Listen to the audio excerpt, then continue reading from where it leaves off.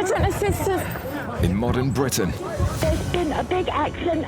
the most dramatic 999 calls The car is now on fire. often require not one, but two emergency responders. I'm a police officer, she's a paramedic. In Kent, one of Britain's biggest counties, I'm just thinking if we just cover it all. a groundbreaking joint response unit has been formed, Ready, set, lift. where both police and paramedic combine in one specialist vehicle You've been arrested for assault. to answer some of the most extreme 999 calls. Right, stand clear. Everyone clear? Shocked. We already outdone ourselves on that one. Face the wall. Mate, I can't believe we got him. Coming up, attacked in his own home, This one was one used where I'm holding the blade and pushing him back. a high-speed crash ends in a manhunt, We've now got units plotted up all around. and a woodland walk ends in agony. 1, 2, 3.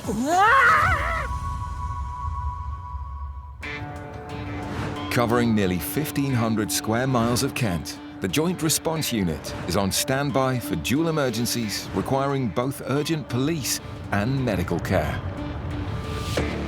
Kent Police, where's the emergency? Road traffic accidents are the third most common emergency response for the unit, as they require both the skills of a highly trained paramedic and a police officer to make the scene safe. Okay, we have got an ambulance en route. It is an ambulance and a police officer, okay? It's a vehicle on its roof. It does say that it's gone through a wall and a fence of a house of her. It's 11 p.m. Paramedic Nathan from the South East Coast Ambulance Service and Special Sergeant John from Kent Police are on their way to a Joint Response Unit emergency. We've got a rollover RTC. The male's got himself out of the vehicle, but he's clearly intoxicated. The passerby has tried to keep him on scene, talking to him, but he's now trying to leave the scene. So you've not only got kind of like the concern for welfare for him, okay, he's also potentially committed offences as well. The JRU, or Joint Response Unit, can get to the scene faster than an ordinary ambulance, delivering the specialist skills needed. Right now with someone. He's bleeding.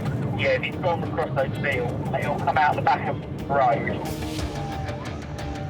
The man has left the scene of the crash, and he could be seriously injured, so he needs to be found fast. We consider drone and dead fast, please. NPAS, the police helicopters, are just one of the resources the cops have called on to help in the hunt, if he's not found on foot first. There's quite a lot of resources on this. The most important thing is to get the containment on, so dogs have a good chance of tracking or whatever. Do you want to show JRO4, State 6? As the rollover is in a residential area, there are many places to hide. We have one patrol, stay where you are with fire. Have JRU head to the other side of the road. Suspect has not been found and he's still outstanding. Right down here. So keep going straight.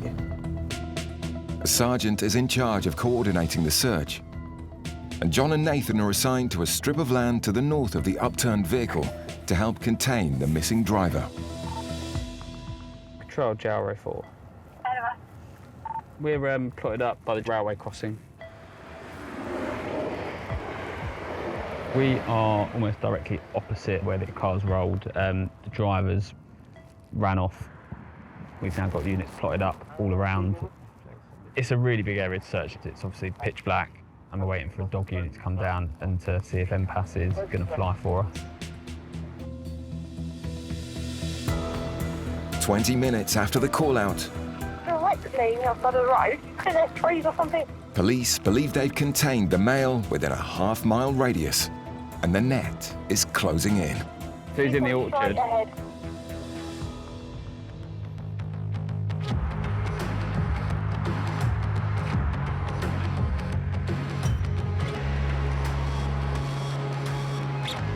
With most crimes occurring between the hours of 10 p.m. and 6 a.m., the Joint Response Unit can guarantee a busy night shift. Can you get Romeo 01 to control, please? We've got a stabbing. Let's shoot this. Knife crime is on the increase, And in 2021, ambulance crews in Kent treated over 190 stabbing victims. But it can be dangerous answering a call-out to a violent crime without the protection of the police. Good lad.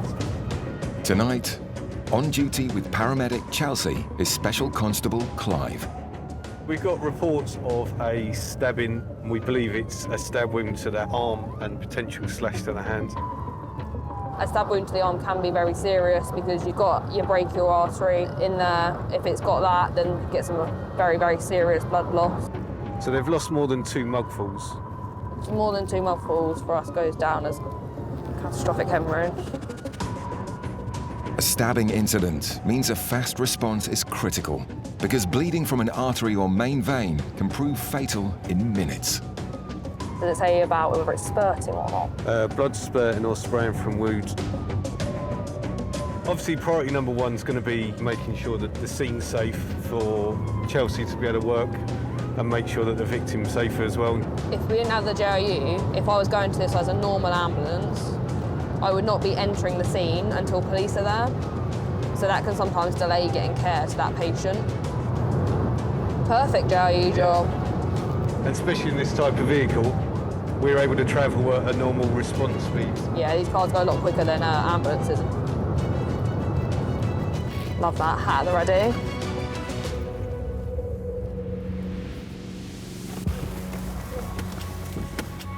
Another police patrol has responded to the high-priority call-out. Hi, how's it going? Hi. But Chelsea is the only paramedic on scene. What happened, bud? I've got out of the shower, come downstairs, and the door's knocked in and there's a group of boys. They started asking me for drugs. Yeah. I said I didn't have any, and started pushing the door. I was holding on to the blade. I think they punched me in the face and they said he's got a gun. It's gone through some fatty tissue. Crucially, the brachial artery hasn't been severed, but with severe lacerations to his arm and hand, it's important the victim's traumatic injuries are treated quickly to prevent further bleeding or infection, and his status is constantly monitored. How about your pain out of 10 at the moment? 10 being worst pain ever, arms and legs ripped off, 0 being nothing. Give me a number. Give us a number. Number 9 if it's a different 8 or 9, no worries. Chelsea manages the victim's pain so he doesn't go into shock. Give me a sharp scratch, buddy, stay nice and still. She fits a cannula to administer an intravenous dose of paracetamol, while Clive joins the rest of the police to hunt for signs of the intruders. Someone's touched all of that. Yeah. There's some bits missing from here. They've touched all of this. Did they actually come in then? I think, yeah, Dave was definitely in here. What, and there's things missing? Yeah. Can we get CSI to come out? A search of the house reveals more evidence. Is this someone's hat? Is it River Island? No, it's an Omani one. I don't think it is. I think it must be one of theirs. It was right outside the front door when I got here. There's potential for forensics. There's been some clothing that's been left behind by the attackers. And there could always be blood from the attackers if any of them got injured by their own weapons as well. You all right? In a bit of shock, eh? Yeah. Applying a temporary gauze dressing to his deep wounds is just the first step. Chelsea needs to establish if the victim's been knifed anywhere else. Do we have a weapon at all? No. It's been described in a Rambo 9.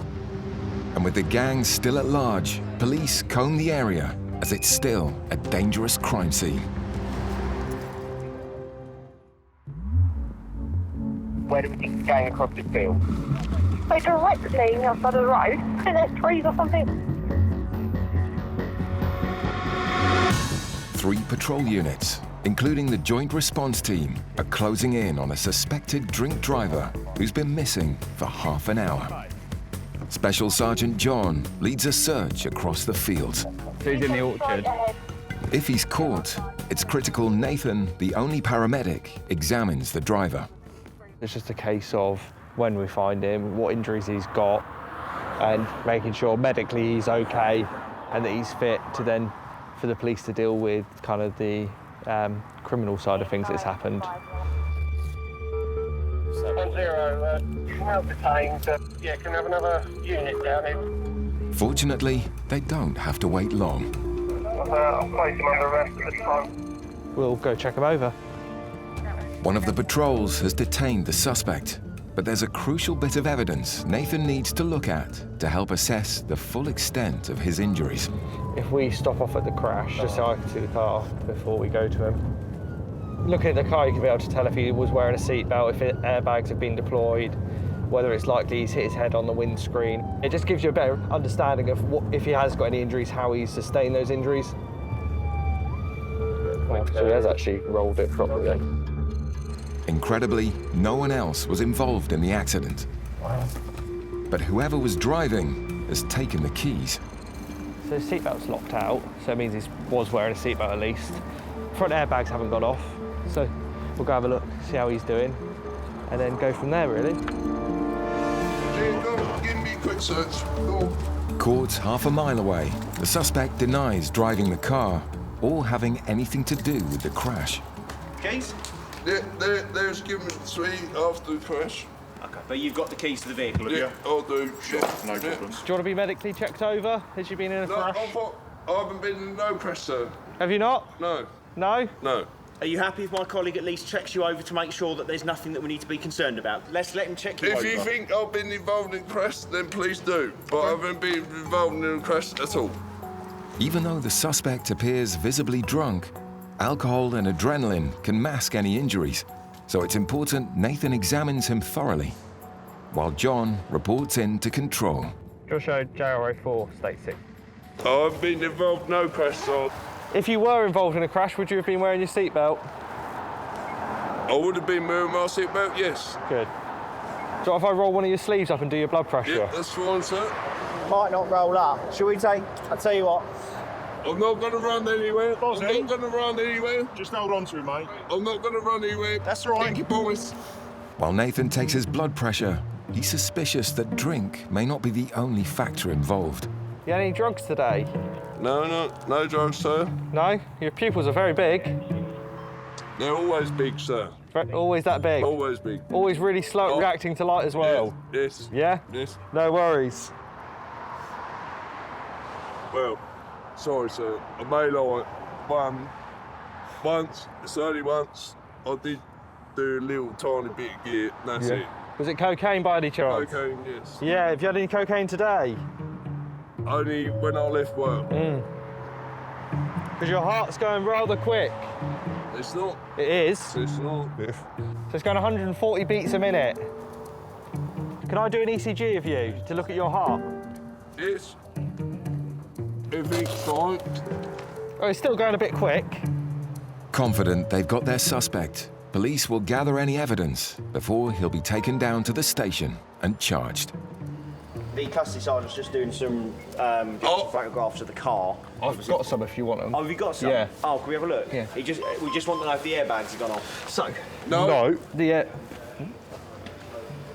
So, what was it? Was you going to say something then? No. No. I don't know how you know the airbags haven't gone off. I don't know how you know that. The suspect is still adamant he wasn't involved in the accident. If there is a major crash, it'll be more blood than that, sir. No, sir. No, sir. Yes, sir.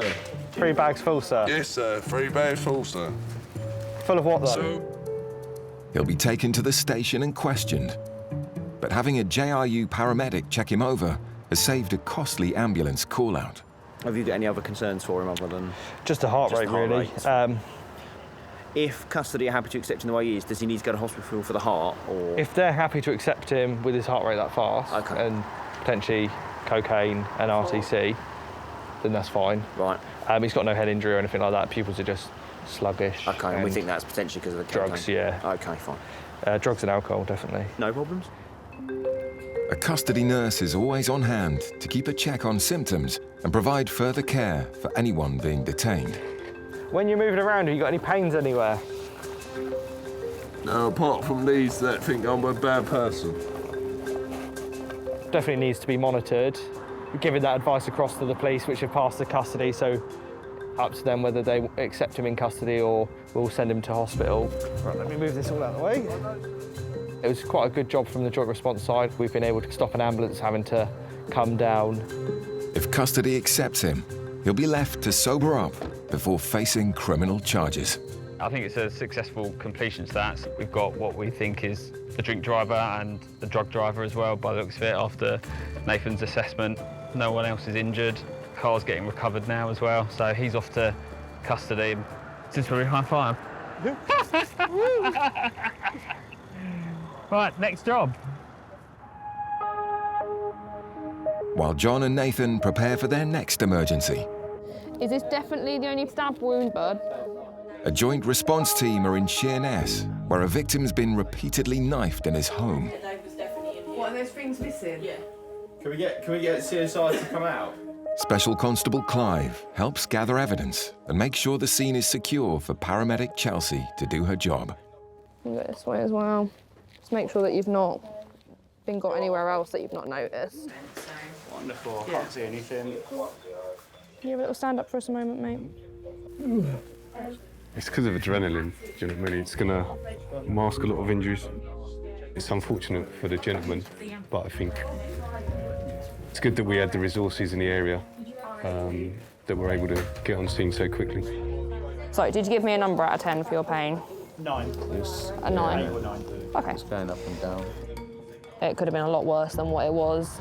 He managed to fend them off pretty well, and he has got some pretty nasty slash wounds in the process, but luckily it hasn't kind of cut through any major blood vessels, and he hasn't got any major stab wounds to kind of any major organs. Definitely going to need some stitches and stuff. Once Chelsea has finished her assessment, the police pick apart the sequence of events. The door knocked, so I went to open it and they was asking for packet. Went to open, was asking for packet, yeah. So I said that they've got the wrong address. As I shut the door, forced the way back through. I've had hold of one of the blades and there's another 2 coming through. Yeah. I've fallen back, which is when they punched me in the face. Yeah. And they've asked me where everything is, and basically all I've got is a wallet, a pouch of tobacco, and half a spliff in the ashtray, which they've taken as well. And they weren't very happy, I don't think, but that's all there was. Okay. They mentioned looking for a package which would be slang for drugs, which obviously wasn't apparently at the property. I don't know if I lost consciousness, but I saw them leaving with my scooter. Police think the gang may have mistaken the victim as a drug dealer. And with drug use increasing by 38% in Kent between 2019 and 2020, the force's county line and gang team have been busy, making over 300 drug-related arrests. It's quite common for gangs to target their competitors, as it were, but unfortunately innocent sort of members of the public get caught up in that just through rumours and incorrect information being spread. While police continue their search of the neighbourhood, forensics will do a sweep of the house and the victim will be off to hospital for stitches. Don't touch the hat. Don't touch the hat. Don't touch the hat. And it's only the start of the night shift for this duo. When we have a busy night, boom, boom, boom, boom, boom, and all of a sudden your shift's done and you're just sitting there, and I'll be talking to my wife, like Eva that night, she'll go, oh, tell me about it. And you forget about half the jobs because you've done so much. Like it does get a bit mad.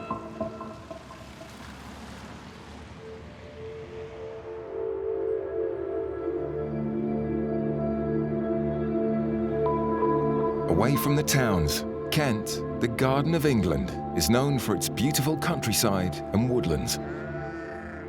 But the idyllic landscape can throw up its own challenges for the emergency services.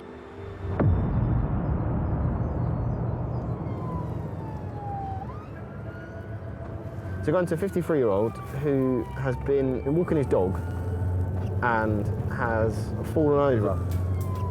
He's in the middle of the woodland. His knee's clipped and he can't straighten his leg, so he can't get off the road. In a quicker, more adaptable vehicle than an ambulance, Joint Response Team paramedic Hannah and Special Sergeant Jack respond to the call. We don't really know where he is, so obviously if he's quite deep into woodland, then extricating him could be difficult. By the looks of it, it's a fair way in. It's a fair way in. It might be a bit of a challenge finding him because it's quite dense woodland. Darland Banks is a large nature reserve in North Kent. You see this gate here? Oh, yeah. There's a little pathway next to it, and it's all the way in there. The team prepare to hike into the 80-acre woods, carrying all the medical equipment they can manage. How strong are you feeling? Yeah, go on. You can take some Internox, I suppose. Got to try and find him now. Somewhere in the middle of the dense woodland is the injured man, and Jack uses a GPS app to help locate him. This gives you direction. You need to walk in. So we need to walk that way. Okay. Stuff like this makes me think I should probably go back to the gym. So he's 208 metres away from us at the moment. Is that far? There he is. You can see him. Can you see him? Hello, my name's Hannah. I'm a paramedic. What's your name? Simon. Simon. What's happened today, Simon? Right, basically I was walking the dog, lost my footing, Yeah. took a stumble and my legs went like an octopus spaghetti. So where's your pain at the moment? Left leg is totally worse, right leg is basically the knees. I've tried to get up but my legs just go into spasm and cramp up and seize. So your knees where it should be, yep, your knees there. I'm moving your knees side to side, okay? We've got 4 ligaments that hold our knees in place. Ones go side to side, others go like that. So you might have sprained or strained your ligaments when you've fallen. But there's no painless way to find out. Are you okay for me to take the weight of your leg and bring it up? Lovely. And then flex it. Okay, that's painful, we'll stop. Okay. Injury-wise, I think we're looking at ligament sprain and strains, probably to both the knees, which is why we're in pain. So I'm going to get a crew and then we will make a plan from there on how to get you out. Is that all right? Yeah. Yes, he came JR01. This gent doesn't seem to have any bony injuries. I think if anything, it's ligament sprain and strains he's done to his knees. So I'm hoping we're going to be able to wait there. But obviously, I'm going to need a crew if that's okay. Yeah, they'll be with you off break in just under a minute. So with support, do you think you'll be able to wait there? I'll give it a go if there's Okay. more people Yeah, here. Earlier on, okay. there wasn't excruciating when it happened. I never felt anything like it. Special Sergeant Jack can relate to Simon's pain. I dislocated my knee and he's right in what he says, it's excruciating. But there's a far bigger problem. We're getting him off the floor and see if we can get him out. Hopefully he'll be able to walk with assistance. Otherwise it'll be having to try and carry him out. In Darland Banks Nature Reserve in North Kent, a man's been lying for 3 hours deep in the woodlands after stumbling and falling. And then flex it. Okay, that's painful, we'll stop. Okay. Unable to move him, JRU paramedic Hannah called for backup, and Special Sergeant Jack leads the ambulance crew through the woods to their location. Okay, they come. Oh, hi. So this is Simon. So injury-wise, there's no obvious deformity to either knees. So I'm hoping with support either side, we're going to be able to wait there. Before the challenge of getting Simon up on the stretcher, Hannah must manage his pain. Internoxal, as it's better known, gas and air, is an inhaled pain relief. It helps relax the muscles as well, so it's quite good. Deep breaths in and out your mouth like you're sucking through them. I'm hoping once we're up, especially with that right leg that doesn't seem as badly injured, we're hoping we're going to be able to weight bear through the right leg to kind of mobilise us out. Hannah believes Simon sprained his ligaments in both knees, so he'll need a lot of extra support to get off the ground. We're going to assist you to stand, but I need you to push with your legs when we get to a certain height. Yeah, 1, 2, 3.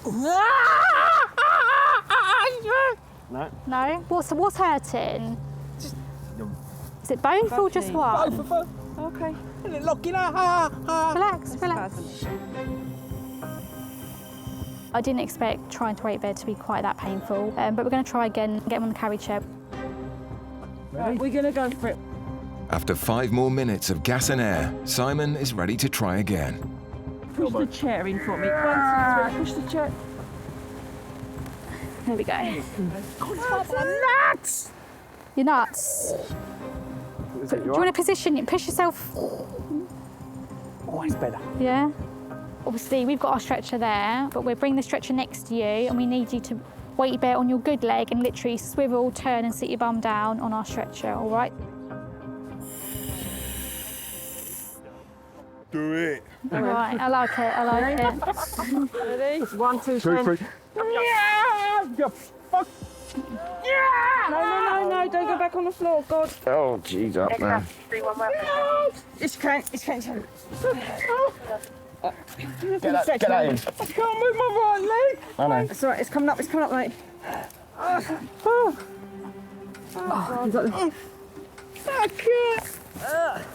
With the help of 5 people, Simon's finally up on the bed. There we are. Well done. There we go. You tried, that's the main thing, all right? We've just got him onto the stretcher from the carry chair and now we just push him back to the ambulance.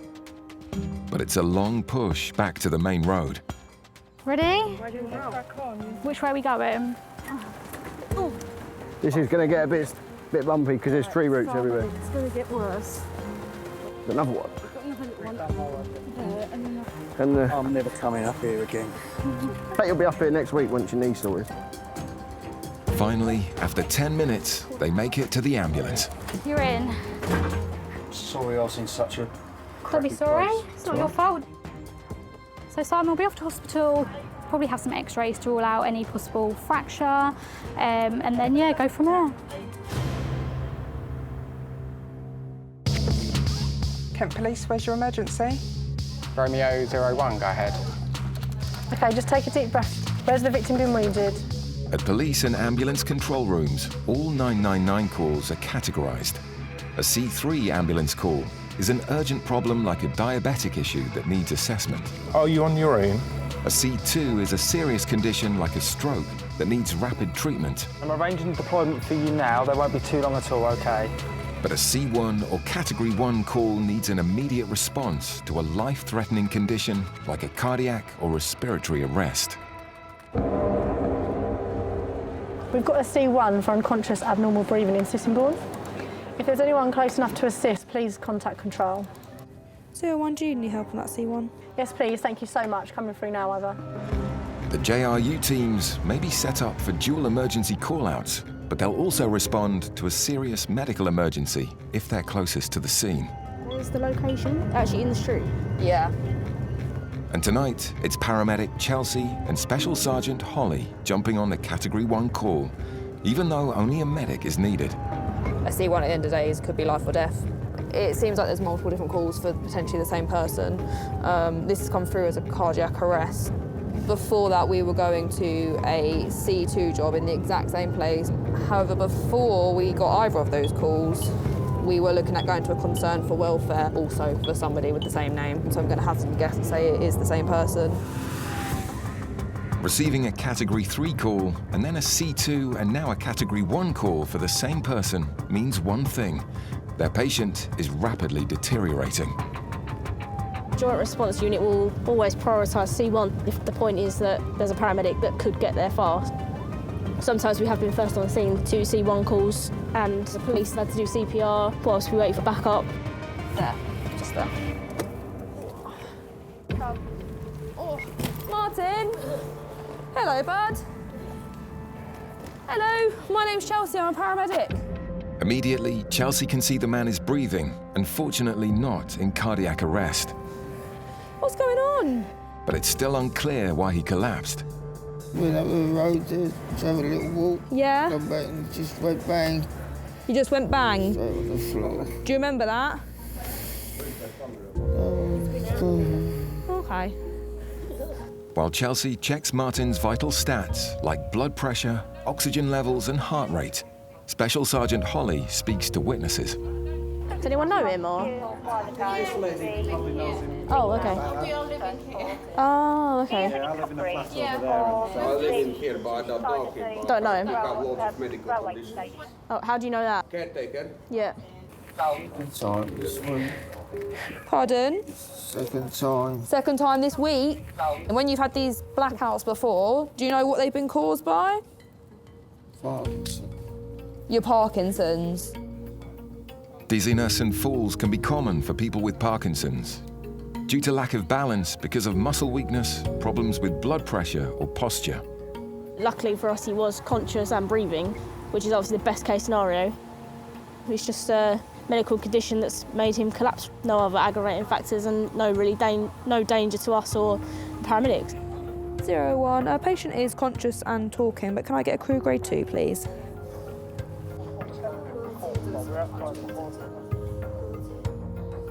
Martin? Yeah, I think it's Florida Baby. Martin needs emergency care in hospital. Martin, I've got some more ambulance people here, all right? Do you normally have pain in that left hip? No. And how bad is that pain out of 10? 0 being nothing. And 8? Okay. Martin? Yeah? I think we'd like to take you up to hospital and try and get this hip looked into, and obviously you've had a passing out episode. I'm just going to pop this back over you, just try and keep you a little bit warm.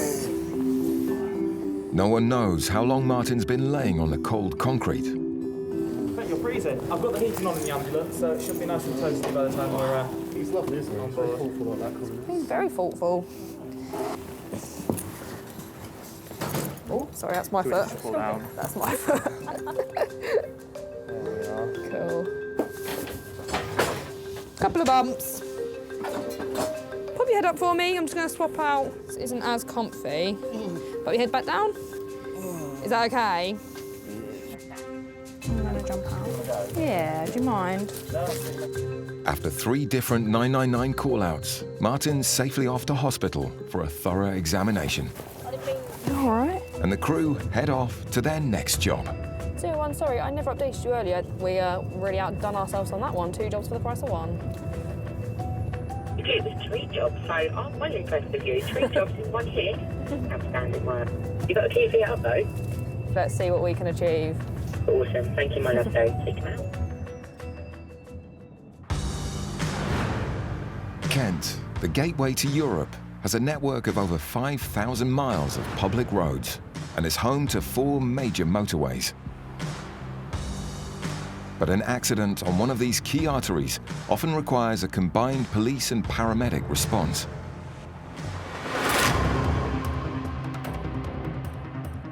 How far is it? Okay, so we've like 10 minutes if that. On their way to a road traffic emergency is Special Sergeant John and paramedic Nathan. We're currently going to an RTC where someone has collided with a central reservation. So, police side, we're going to go there, see if we need any other resources. From an ambulance side, we'll go assess the patients. Oops, I had a crash there. With the car on the busy M20 motorway, there's a huge risk of multiple casualties if it's hit the barrier and spun across lanes of traffic. Coming up on the left here. Yeah. Who's here? Truck. Great, I'll hide behind there. Critically, the passengers are out of the car and seem unhurt. Okay, right, we'll all get the other side of the barrier. But with traffic flying by at speeds of up to 70 miles an hour and the car straddled dangerously at an angle across the hard shoulder, there's a risk of another high-speed collision. So the team work quickly. What happened then? Just control the wind, innit? Just blew her up. Luckily, we was on this lane. With gusts of wind across the 3 lanes of the fast-moving motorway, John needs to get the car safely off the road before there's a much bigger accident. He calls for urgent backup, and police colleagues organise a traffic calming measure using traffic cops with Special Constable Tom and paramedic Lisa to help.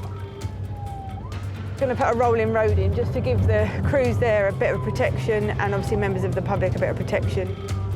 A rolling road is a slow manoeuvre the police use to reduce traffic speed to a temporary stop. But it's not an easy procedure and is only used as a last resort. Don't undertake the absolute. And then you get people like that don't understand what a rolling road is. What we'll do is I will weave between the lanes and bring the speed right down. So what I'll start to do now is bring it right down to a stop. So it's the only safe way to actually put a closure on a motorway, and hopefully everyone will get the message that they are not too far. JL01 then. We've got the rolling road on, so you should be safe for there. Now the traffic's under control, it's safe for John to check if the car is entirely on the hard shoulder, and there's no danger of it rolling or causing any further accidents on the road. Is it? No, it's just onto the hard shoulder now, so should be able to let it out in a sec. All safe, he can breathalyze the young driver. Keep going, keep going, keep going, keep going, keep going. So that's 0, which is great. Okay, so lovely. A negative for the driver, but a positive result for the team. Now the road is safe and a potential catastrophe has been averted. What we'll do, we'll arrange recovery, okay, and then be on your way.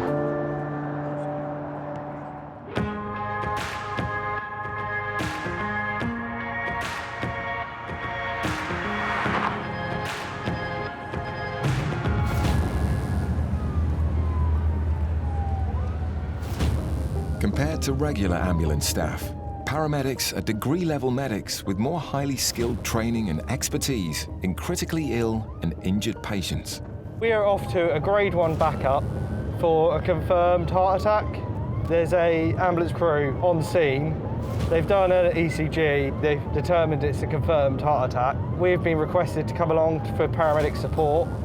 A patient is suffering a heart attack, and an ambulance crew needs the help of a paramedic like Nathan, trained to administer cardiology drugs and manage high-risk medical conditions. And time is of the essence. 7 minutes is the Category 1 response time, so we're just coming up to it now. Category 1 calls need to be responded to in an average time of 7 minutes. And a JRU car can travel at the same high speed as a police pursuit vehicle. 7 to control, please. Special Constable Clive reports in.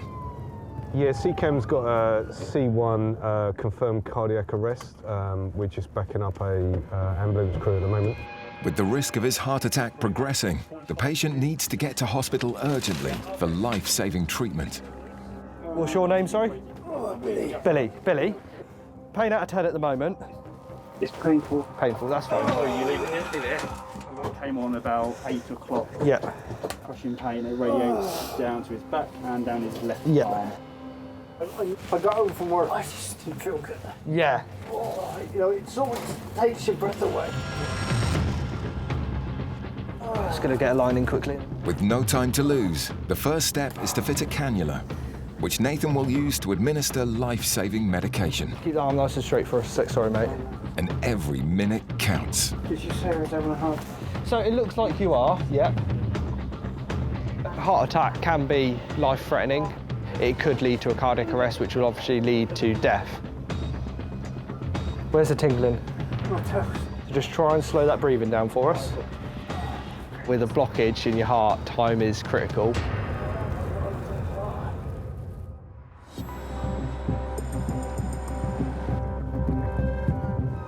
Just gonna pop this by your nose a second. In Raynham, North Kent, paramedic Nathan from the Joint Response Unit is assisting an ambulance crew with Billy, who's having a heart attack. But the specialist cardiology hospital is 30 miles away. So every 5 minutes, your blood pressure's gonna go off. You're gonna keep squeezing on your arm all the way to hospital, just every 5 minutes. Oh, my God, that's gonna go. Yeah. Nathan has to keep Billy stable, reducing the risk of his heart attack leaving permanent damage, or worse, suddenly progressing to a cardiac arrest where his heart stops completely. Has that pain eased a little bit again, or is it still there? That's fine. At the moment, we have given this gentleman aspirin, ticagrelor, anti-sickness, morphine, all help with pain relief and relieving the symptoms of a heart attack. Authorized to administer a number of drugs to reduce his pain, Nathan gives him another dose of morphine, helping to reduce inflammation and stress on the heart. Hi, it's Nathan on ambulance 467. We are about 10-15 minutes away. Obviously, if it is a blockage, that's stopping the blood supply properly getting to perfusing the heart. So the quicker we get there, the quicker they can remove the blockage and relieve it and get blood flow back to that section of the heart. So yeah, time is kind of the essence. How's that pain now? Is it eased off a bit? Sorry to wake you a bit. not nice. Not nice, no, sorry. CCAMB, the South East Coast Ambulance Service, receive over 2,000 emergency calls a month for cardiac chest pains, and swift action can be the difference between life and death. I'll give you another spray of GTN, all right? So if you open your mouth again for us, lift your tongue up. GTN just helps relax the muscle tissue in simple terms. So if there is a clot there, helps release all the vessels around it. You've probably worked it out, Nathan, but we're stuck in traffic at the moment because the road works. Nothing I can do at the moment. With 14 miles still to go, a traffic jam is the last thing Nathan and Billy need right now. We don't get any warnings as to what roads are shut or some traffic down to one lane. If you're sat on blue lights trying to go through it, you're not getting anywhere, unfortunately. Hi, it's Nathan on 467 again. Just to let you know, we're still 10 minutes away. Unfortunately, the M20's down to one lane, so we're stuck in heavy traffic. With a blockage to the heart, it's critical Billy reaches the operating theatre in the recommended 90 minutes or less, and statistics show that every 10-minute delay reduces the chance of survival. Do you want any more of the spray? Yeah. Obviously, try and manage his pain as best as we can. The side effects of the pain relief is that it lowers blood pressure, it makes you quite tired, sleepy, your breathing starts to slow down a little bit. So it's just a fine balancing act between managing his pain and making him worse when his observations are getting worse anyway. I've got his blood pressure cycling every 5 minutes, and then we've also got the ECG. Every time there's a slight change on the ECG, it automatically prints out again for us. Just compare it, so the first ECG we have, and then the latest ECG, just to see if there's any increase or decrease in the elevation. These blood pressures started to trend down a little bit. A very low blood pressure significantly reduces the amount of blood the heart can pump around the body. But Nathan is just focused on keeping Billy alive. Road should open up now, so we should be a little bit quicker getting there now, all right? I can hear you talking, it's just struggling to reply. That's all right. How's that pain out of 10 at the moment? Yeah. 6 or 7, okay. So just pull into hospital now, all right? The unit's quick response for an emergency paramedic and Nathan's cool head means Billy's arrived without any further complications. I think we've just parked up. We'll wait for him to come around. So, be a bit cold as we go out, all right? Sorry for any bumps as well. I do apologise now. Now he'll be in the hands of the specialist cardiology team, and it's the end of the shift for Nathan. When I left him, he was still chatting away, still in pain, unfortunately. He was just going into the theatre. In an ideal world, he'll recover quickly and he'll be back out doing what he'd normally do, fit and healthy, as you can be following on from something like this. Bit of aftercare from the community teams, hospital teams and stuff like that will hopefully increase his chances of having a positive outcome. I was holding on to the blade and it punched me in the face and he said, "He's got a gun."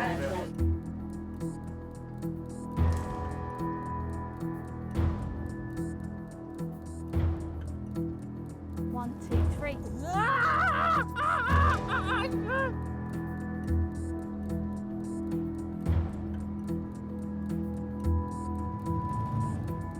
Did you say I was having a heart? So it looks like you are, yeah.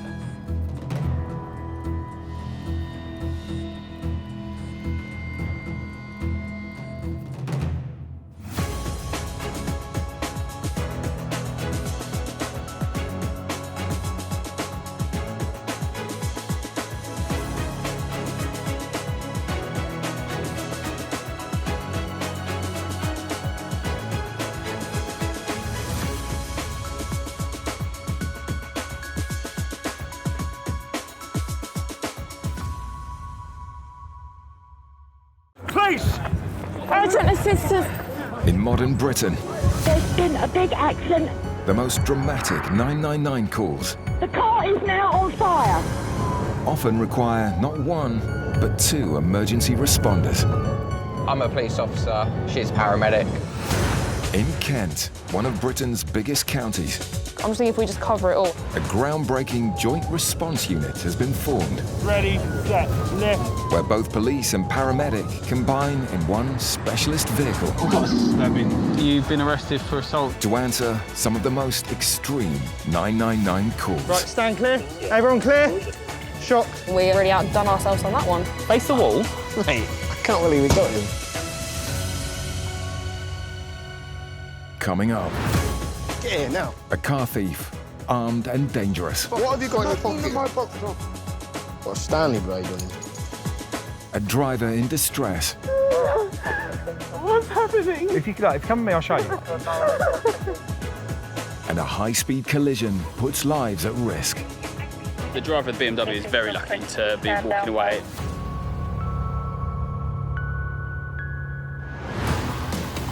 The Joint Response Unit of the South East Coast Ambulance and Kent Police were set up to help speed up response times to every kind of 999 call. Kent Police, where's your emergency?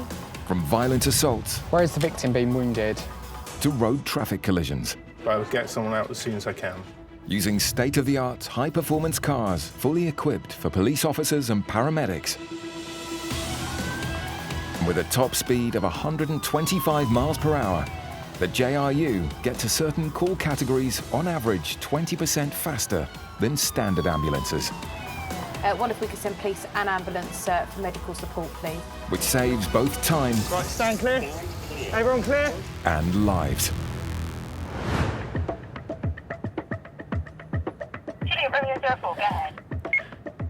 The male has been assaulted. He is conscious and breathing, but he has got quite a nasty head injury.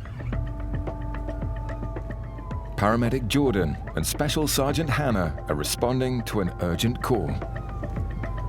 We're going to a member of the public who is currently got a head injury. He's currently being restrained by another member of the public for trying to get into a vehicle. So it seems that he was trying to potentially break in or steal a car. Incidents like this are made for the Joint Response Unit. So it's a perfect JRU job. With the head injury, perfect for a paramedic to check him over, make sure, obviously, if he needs any medical attention, and obviously for the police, in case there has been any offences in terms of burglary, theft from a vehicle, anything like that going on, or criminal damage.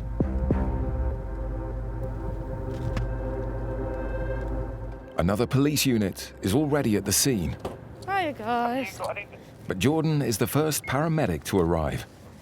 He's a known heroin user. Yeah. He has got quite a lot previous for theft from motor vehicles. That's how he tends to fund his habit. From what we've been told, is he's been seen to be trying to break into a vehicle.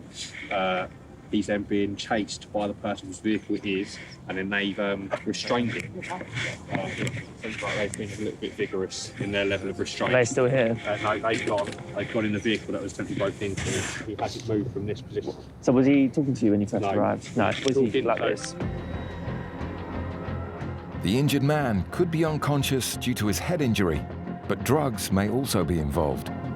So he's known to you guys being a heroin user? Yes. Yeah. If he's unconscious because he's taken heroin, Jordan can help by giving him something to counter its effects. His heart rate's a bit high, but he does seem genuinely unconscious, so I'm just going to check his sugars and then probably cannulate him and give him some naloxone. Go down the route that he might had heroin or something, some kind of opiate overdose. The drug naloxone should reverse the impact of any opiates that may be in his system. When he was on his back, did you see any head injury on the other side? Because all the blood's on this side. Can you open your eyes for me, mate? Can you try and squeeze my hand?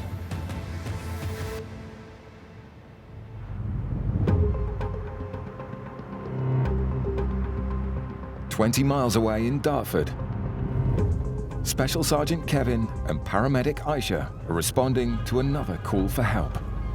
So we're en route to an RTC that's report of a 51-year-old male who's been hit by a car that was travelling approximately 30 miles an hour. He's currently slipping in and out of consciousness and has got quite severe pain to his ribs. Any kind of pedestrian versus car is more concerning than a car versus car. Obviously, as a pedestrian, you're not as protected. You don't have all the metal around you that you do in a car. C-cam aren't aware whether the car's still on scene or not. They arrive at the location they've been given, but surprisingly find an empty road. GR01 control, and we've just got to the location. Can't see any patients or any evidence of any accidents.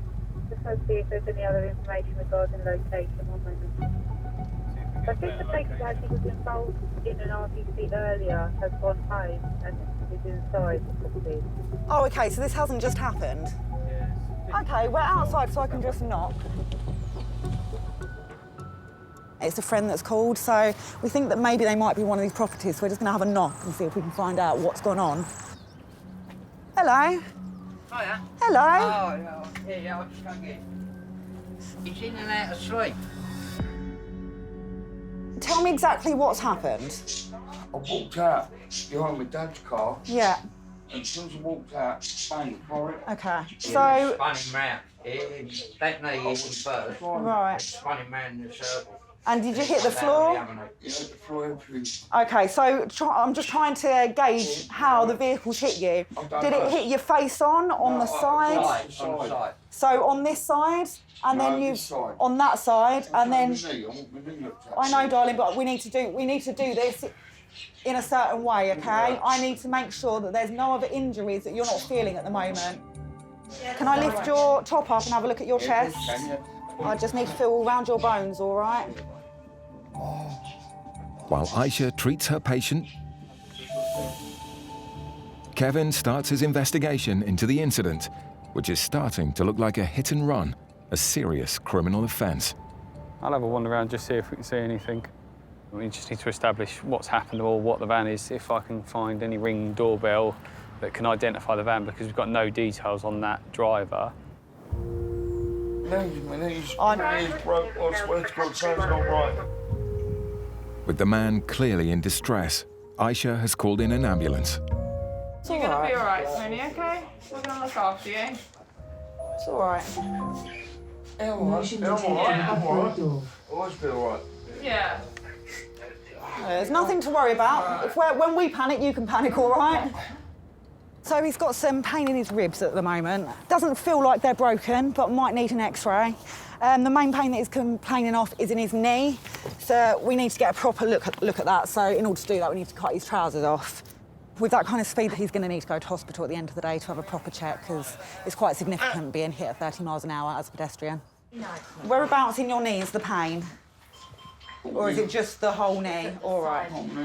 I need to feel it. Would you like some gas and air while I'm assessing that? Please. Where is... I'm not a coward, but... Oh, no, it's all right. I know you're in pain, darling. Where's Kev? He's still here. Kevin is still hunting for footage showing a registration number so he can identify the driver who's left the scene. Hello, there's nothing to be concerned about. There was a road traffic collision just down the road, probably about an hour and a half ago.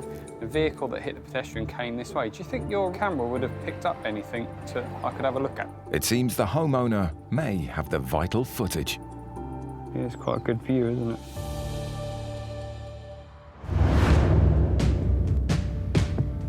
His heart rate's a bit high, some kind of opiate overdose.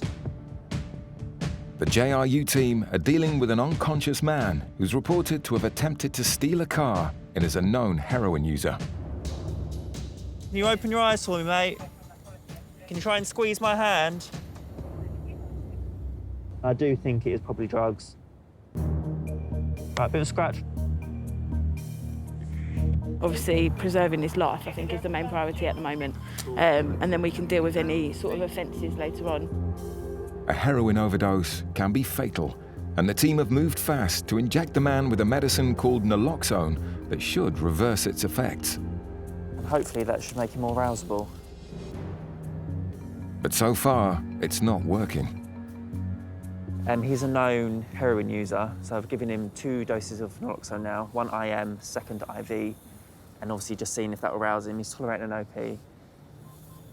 I still think, just because of head injury and I don't know the impact, maybe if we get scoop. So level response is coming up now. Suddenly, Jordan feels the man moving. Can you talk to me a little bit? You're cold. We're going to get you onto the ambulance. Does your head hurt? Have you got any pain in your head? Yeah? Try and keep your eyes open. Talk to me. Yeah, so he's obviously had naloxone, and quite soon after giving it, within a minute, he started to open his eyes and move a bit more. So that's a good indication that he has had an overdose and the drug that reverses it is working. Have you got any pain anywhere? No. Where's your pain? My face. Your face. Have you got any in your neck at all? Not my head. Okay, where in your head? Do you think you can sit up and point to me? Is it at the top of your head? Where my hand is? Yeah? Okay, any in your eyes? You can't talk? Okay. He's still breathing okay for himself. The only reason I really wanted to get that naloxone in was to make sure that that was the reason he was unconscious, and now I'm quite confident it is. Now Jordan knows that the man's behaviour is due to drugs and not to a head injury. He can begin the move to A&E. Can we sit up? Hello? Whoa, whoa. Mind his head. Is your head still hurting? Yeah, there we go. Should we try and sit up? Should we try and get on the ambulance where it's warmer? Talk to me. Open your eyes for me. Shall we get you onto the ambulance? Try and sit up for me. Let's stand up. Ready? Good. If we get him on his side, this way. Yeah. So his level of consciousness is fluctuating with the drug I've given, but his observations are still okay. So we're just going to probably blue light him into hospital due to his level of consciousness, and might have to give repeated doses of that naloxone on the way. So he's better than he was, so we are able to monitor his consciousness and improve it. But if he were to keep dropping off like that, he could potentially drop off and just stop breathing altogether. So he's still a concern for us. While Jordan has been dealing with the man's injuries, Hannah and her police colleagues are trying to get to the bottom of what happened. The gentleman that's in the back of the ambulance has been found in a vehicle that doesn't belong to him, so obviously somebody's found him, wasn't very happy. The officers on the scene do know this gentleman, and apparently he does use this technique quite often, stealing from cars to fund his drug habits. It seems the man has been attacked for trying to steal something from the car. This gentleman, in terms of his facial injuries, he has probably fractured his nose, but he's at least got lacerations to the bridge of his nose that will need stitching or gluing. But from an ambulance point of view, we just need to get him to hospital now so he can get treated properly. When they're unconscious like that, it can be very nerve-wracking as a clinician on your own, but luckily Hannah was able to get me all the equipment I needed. She knew what everything was called, so that made it a lot smoother. But that's why it's lucky when you have an officer that's experienced working with the JRU, because they can help set things up so I'm not doing everything on my own, and that way I can actually monitor the patient properly until the other crew gets there.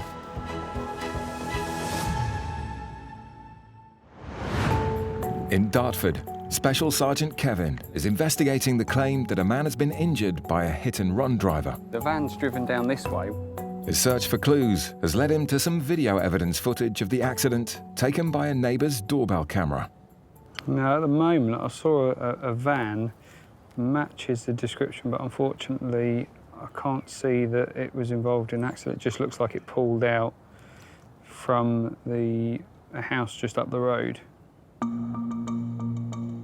Kevin can't be sure if he's got the right vehicle, but this could be a vital breakthrough. Top three ribs. The man who's been knocked down is being checked over in his home by paramedic Aisha. They don't feel like they're broken. When you feel bones, if they're broken, you can normally feel sort of a little bit of a crackling sensation under the skin, but you've got a lot of muscles in that area. Yeah. And if you've hurt those muscles, it's gonna be really painful. Sorry, Tony, I just need to feel all around your head, make sure you've got no bumps. It's not me, it's my heart that hurts. Your heart hurts? Yeah. Whereabouts in your chest is that pain? ribs. Your ribs. How much pain are you in at the moment out of 10? About 9.5. All right. Do you mind if while the officer's speaking to you, I pop a little cannula in, a little needle? Give me some pain relief, please. Yeah. That's all right. It's all right. So, I need to try and get a proper blood pressure. So whilst Kevin's talking, I need you to keep. So you're crossing out. You're coming out your drive. Yeah. They were doing a wheelie on the motorbike. I was angry and I walked out, went to kick him off it, but I didn't see the car behind. Right, mate. Was it a car or a van? With the van. Is this the van here? Is that the van there? Yeah. That's the van, is it? Must That be, one there. Must be, yeah. Kevin now has a visual confirmation that it was the van that hit him. So his blood pressure's quite high, which is a little bit of a concern considering he has hit his head and he's previously had a bleed on the brain. So a little bit concerned that that is so high. Concerned about his potential head injury, Right, all your weight free, a good one, all right? Aisha has directed the ambulance to take Tony to Princess Royal Orpington, which has facilities for specialist neurological examinations. Well done. Right, and I'll give you a hand with your legs, all right? We've chosen to take him to a hospital that deals with both trauma and neurological conditions. His blood pressure's still really high at the moment. He is going to need some x-rays, some scans in hospital, make sure there's nothing further going on there. Keep an eye on him, try and get that blood pressure down and just make sure there's nothing going on like a bleed on the brain.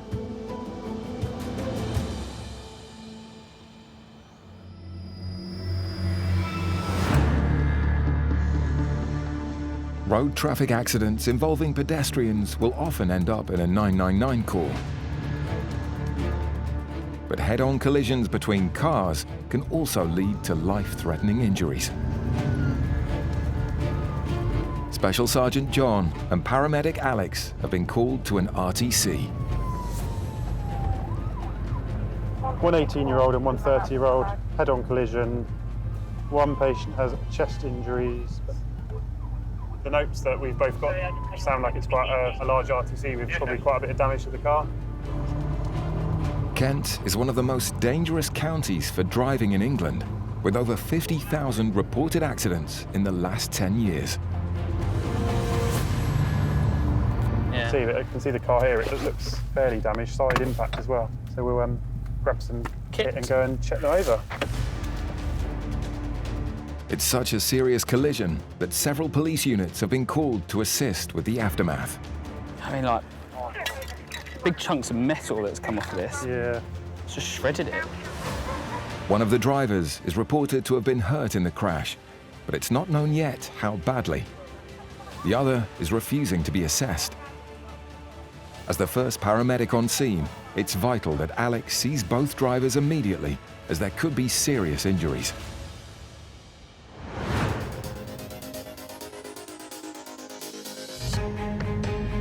The JRU team of paramedic Nathan and Special Officer Jack Yeah, I'll receive. Thank you. are on patrol and have been asked to help search for a suspected thief in the area. A chap has been seen to break into a car, take someone's wallet, and the owner of the car has seen him do it, has chased him, grabbed his wallet back, and he can still see the suspect along the road. So we'll go and see if we can find him. I don't see anyone. I believe last seen by the car dealership near the alleyway there. There he is. There he is, yeah, go. As they turn a corner, they spot something. 03 males running up Maidstone Road. So, go on.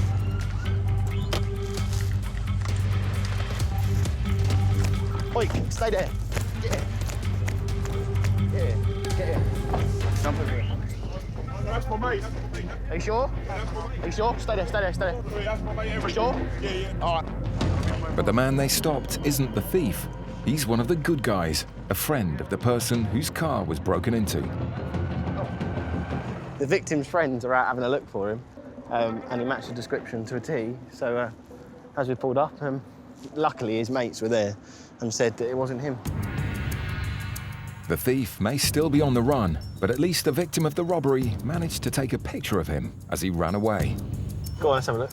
If it's who I think it is. He's got a cut across his nose. And Jack may know him. I'm pretty sure it is. The suspect is a one-man crime wave, a known heroin addict who repeatedly breaks into cars in the county. In fact, it's the same person Jack's colleagues Hannah and Jordan dealt with just 2 days ago. Can you open your eyes for me, mate? He'd been assaulted while allegedly breaking into a car, which explains the facial injuries the 999 caller had described tonight. I saw him in custody the other day. The usual MO for this guy, that I think it might be, is that he'll just go around, he'll smash windows for cars, just put his hand in and see what he can get. So if people leave a phone lying around, a wallet, a sat-nav or something like that, he'll just have the window in and away he goes, and you know, he could do 10 cars in an hour. It's now more than 10 minutes since the 999 call came in, and the chances of finding the suspect are getting slimmer. Just carry on having an area search, see if we can find him, but there's so many little roads around here that it's unlikely. After a lengthy and unsuccessful search of the area, Jack and Nathan decide to pull into a petrol station for a breather. At which point, Jack suddenly spots someone. Yeah, that last job I just dealt with, I think I can see the suspect at the co-op. You got any units that are close by? Stand by 1. The suspected car thief is on the forecourt in front of them. Yeah, now. In North Kent, JRU Special Sergeant John and paramedic Alex are at a road traffic collision. One of the two drivers has been detained and is still refusing medical assessment. If you feel okay and you don't have any injuries, then... No? Okay, I'll let you do if any problems, then let me know. While the other was reported to be injured. Hello, mate. I'm okay. I've got a bit of chest pain from weight. Nothing come in the car, the airbags went off. All right. Despite the impact, both drivers have miraculously walked away from the crash. Do you remember everything happening? I remember being very surreal. Just basically, I spun and I stopped. I got out immediately. And absolutely fine. Fine. So you've got no loss of consciousness at all? Any pain anywhere at the minute? When the airbags went off and just hit me straight in the chest. Okay.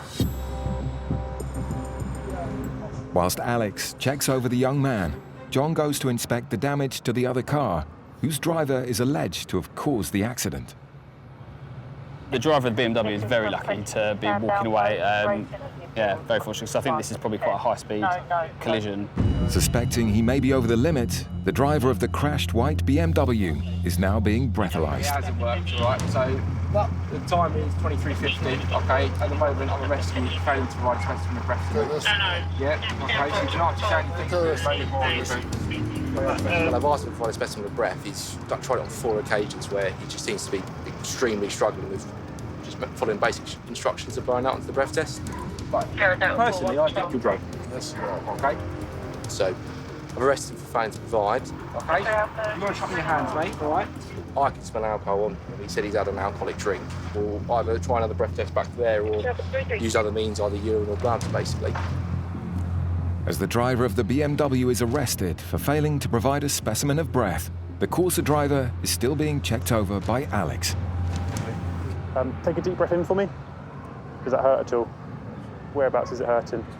In the centre. Okay. It hurts more when I breathe. Do you think your chest hit the steering wheel at all, or was it? Honestly, to be honest with you, all I remember is the car. When you hit in the car, going off, and I'm just spinning, and I get out, and I'm trying to find my phone, and I run over. I couldn't find my phone. I run over to the other driver to check he's conscious and he's okay. And I'm trying to wait people down to stop. Small chance that you could have the fractured ribs. It's where the seatbelt went over, I think. So you may well get some bruising. Take some paracetamol when you get home, definitely, because as your adrenaline wears off, you're probably going to become a bit more uncomfortable. If your breathing starts to become quite laboured, or you're struggling to catch your breath, which is really painful when you breathe, pop yourself to hospital, or if in doubt, give us a call back.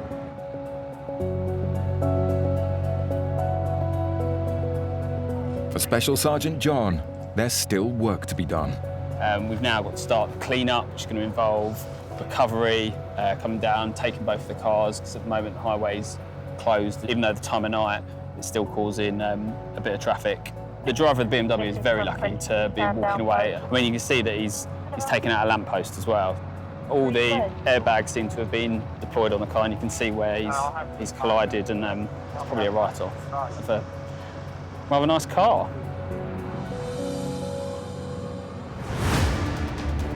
Stand by 1. Police Officer Jack has tracked down a suspected car thief to a petrol station.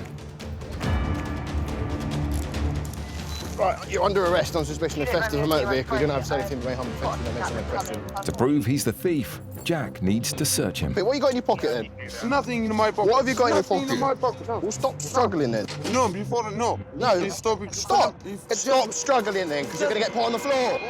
They suspect the man is armed. Paramedic Nathan's needed to help with the search. No, I tell you what, he's got screwdrivers in there. Just hold his hand. You just cut it this.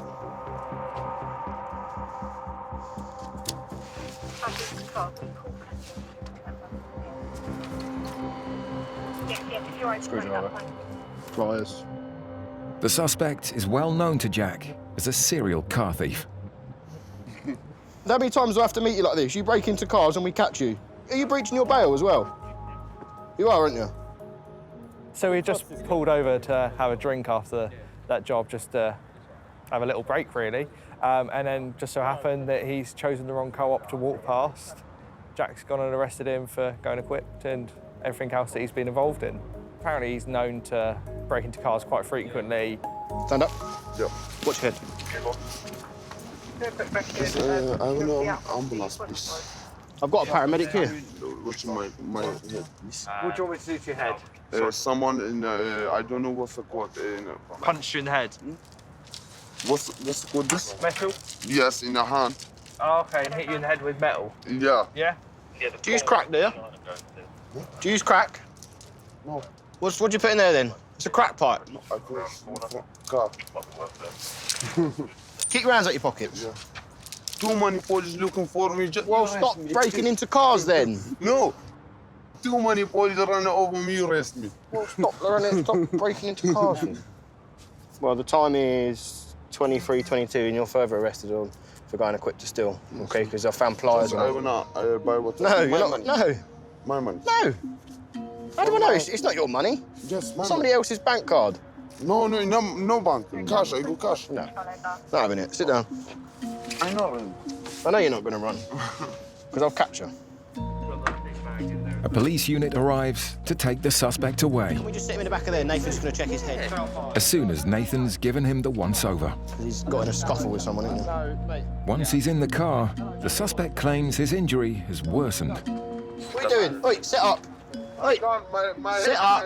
Sit up. My head, I can't. Sit up. My head. Yes, you can. I can't. Mate, you've just been sitting up. Oi, the paramedics can't look at you whilst you're laying down. Joint response. Sit up. Okay, so I'll be good. You want to be with me? No, the paramedic's going to come and check your head. Yeah. That's right. It's a tiny little cut. He's got about 5 different tiny pairs of sunglasses. You bleed a lot from your head. As he's examined by Nathan, Jack continues to search his bag. I just want to see what else is in here. This is really heavy. Oh, there it is. It's a knife, isn't it? Yeah, go on, please. Ah. Got a Stanley blade on him. He's already been arrested for going equipped to steal. We found pliers, screwdriver, and now we've just found the Stanley blade on him. Probably all under the same umbrella. We know he's out breaking into cars, cutting into cars. So we'll be taken off to custody, be booked into custody, and then we can go back and I can go back and do our bits. It's like a graze. It's a little graze. So he's got a very minor head graze, really. It's bled a little bit and he's got a bit of dry blood down his head, but nothing much really going on there. So custody nurse will be able to look after him there. He's going to go there now and they'll be able to keep an eye on him overnight as he's being dealt with there, with whatever he's done or hasn't done. But just as the suspect's about to be driven to the cells... Yeah, Nath, we're going to get him out. Yeah. Nathan's needed again. Pull him backwards. Here you go, you ready? The man's passed out and is completely unresponsive. 003 CCAM. Can I get a grade 2, please? His arm out of sleeve. Got a shallow breathing. His pupils were all right earlier. In the second.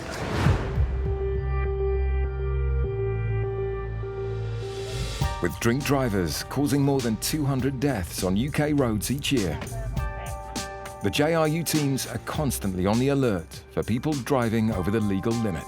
Take brakes off. No, you've got no lights in the back at all. Police officer Ben and paramedic Lisa have stopped a car which was being driven with no lights on. She's put her foot back on the brake again. Take first break, love. Right, no, they're off. The female driver seems to be confused. Have you been drinking, Tartle? No? No. No? That's one glass, it's fine. One glass of wine? Sorry? OK, can you turn the engine off for me, please, madam? Come over here to the pavement for me. What's your name?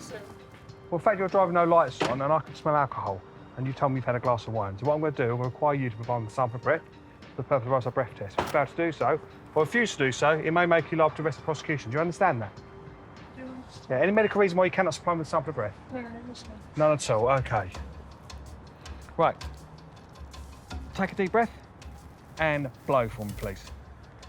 Keep going, keep going, keep going, keep going, keep going, okay? Thank you very much.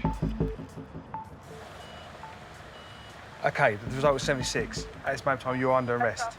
Suspicion of driving whilst over the prescribed limit. You were taken back to the police station where I'll place you on a machine which will tell me the exact amount of alcohol in your system. At this moment in time, you have blown 76. Legal limit is 35. OK? Could you do me a favour? Park it, please. The driver has blown more than twice the legal limit. Do you have a spare unit, please? I've got one in custody. The thought of being locked up is hitting home. All right, calm down for me. We're not going to hurt you, we're going to look after you. All right? Right, what's your first name? No, it's not the end at all. Would be helpful. It's not the end at all. It is not the end at all. My mum would be so ashamed of me. But there is little sympathy, and the woman will be taken directly to the police station. What's happening? If you come with me, I'll show you. I'll explain to you. Right. These gentlemen here, OK, you're going to sit in the back of the car with them, OK? This gentleman will sit in the back with you. I will follow you to the police station. She's upset, but to be honest, I have little tolerance for drink drivers. I see the worst thing that happen when drink drivers kill people or themselves. And I know, I appreciate people make mistakes, but there are ways of getting help than going out and drink driving.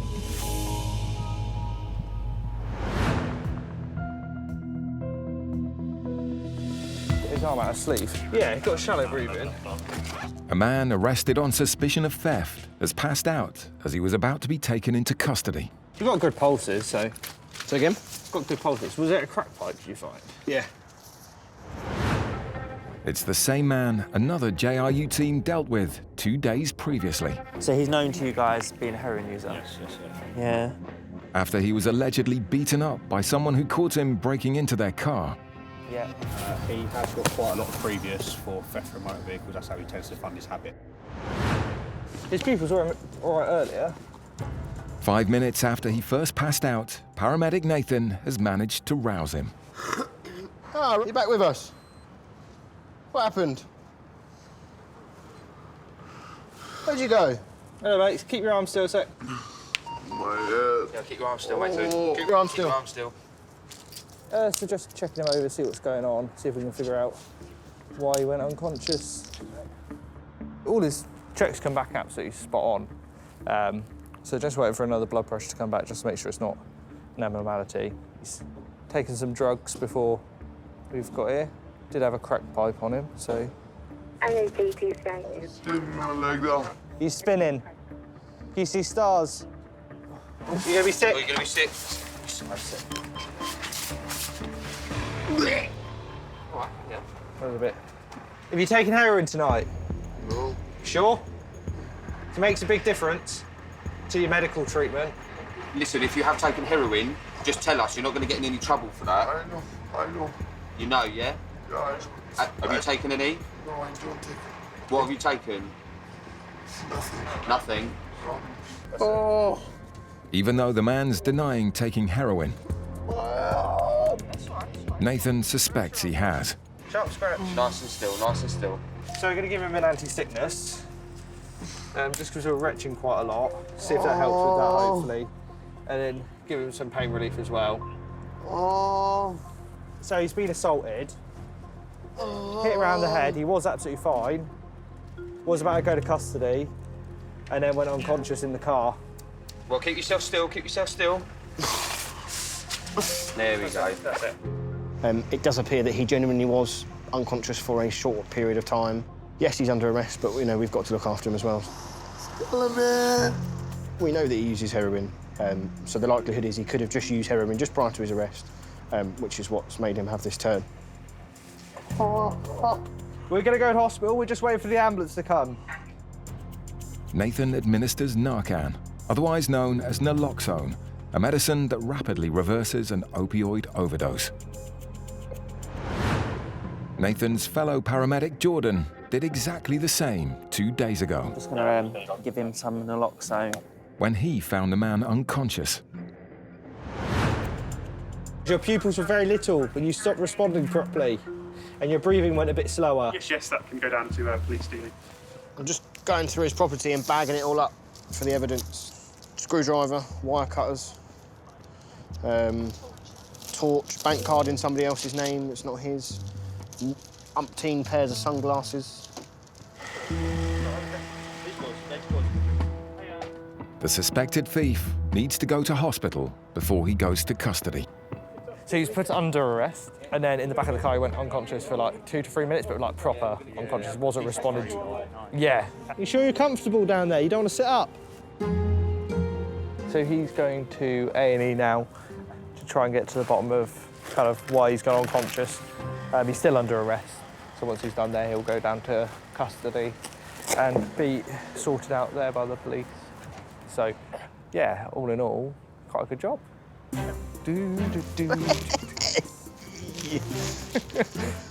Yes, Nathan did say, is that him? DP Nathan, detective paramedic. I'll take it. I've been called worse things. Right, let's get back to custody. Get in.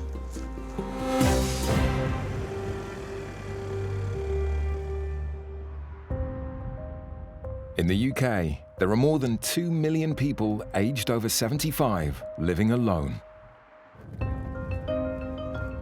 Paramedic Aisha and Special Sergeant Jack are on their way to one of them. We're going to an 89-year-old female who lives alone and has pressed her lifeline, which is something that's connected to their home landline telephone. If they press it, someone will be on the other end of it to answer, see if they need anything. And in this instance, they haven't been able to get hold of the person who's pressed it. So because there's been no response, they'll pass it through to the ambulance service. We get a lot of lifeline presses. We go to a lot of people that have fallen over, unable to get themselves up. They've got their alarm on them. 1 in 3 people aged over 65 will have at least one fall in a year, and 100,000 of them break a hip. No, it's just there. Let's see if I can get an answer quickly.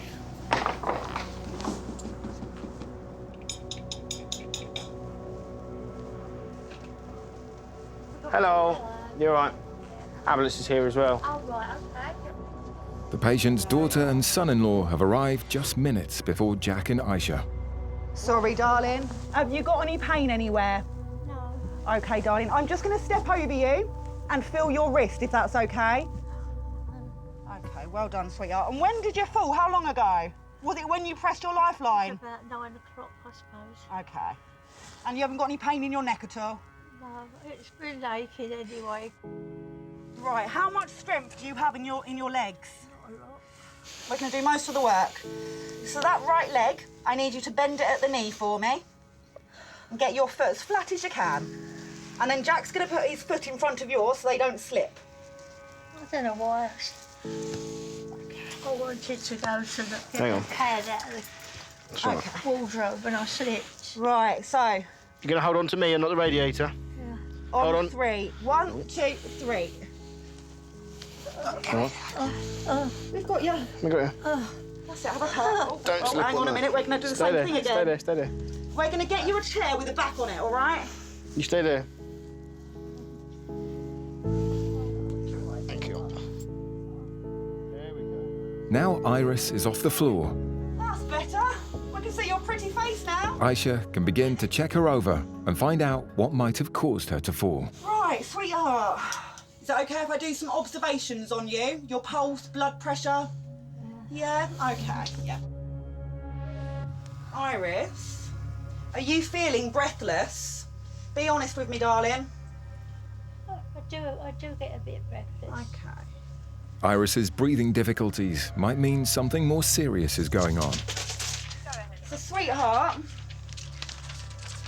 so I think that you've got something called atrial fibrillation, and it just means your heart rate's a little bit irregular, which normally isn't a problem. But tonight it's going into a bit of a quick rhythm. So because of that, darling, I'm going to suggest a trip up to hospital. I know you don't want to go, darling. But listen, sweetheart. Listen. But with your heart rate going a little bit quick, I'm concerned that it might start going too quick. Okay? And we're sort of getting towards it being a bit too quick at the moment. I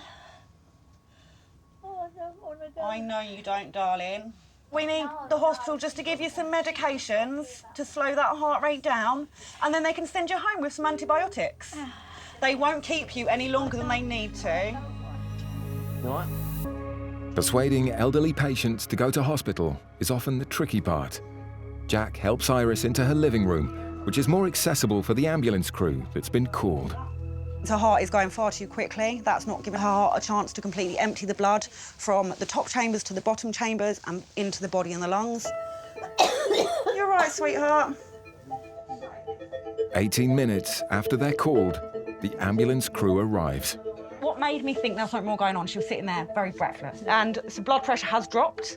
We were at 150 over 80-ish. Iris, my colleague's going to move the ambulance and bring your chair in. I'll bring you a blanket as well. Are you happy to come? I know you don't want to go, but it's certainly for the best. Iris will be checked over at A&E, just a short 10-minute drive away. Iris, I hope you feel better soon, darling, and I really am sorry you've got to go to hospital. But fingers crossed it'll be a quick one, all right? Thank you very much, guys. Thank you. All right, take care. Bye-bye. Thank you. You're welcome. They can be quite hard, emotionally tough, those sort of jobs. Nobody likes to go to an elderly person who's that upset. It makes you think of, you know, your grandparents, your parents, so it is tough.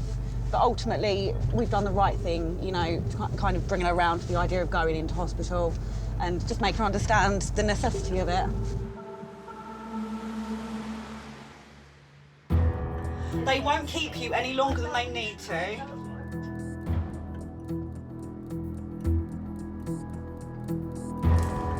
Speak soon. Get your hands up.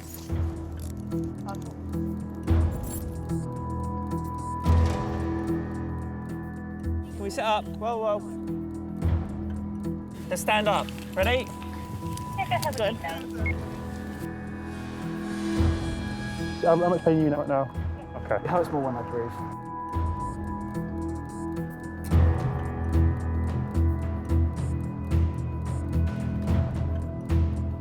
Top 3 ribs is. Oh, yeah, thank God. All right. No, top 3 ribs. Them ones.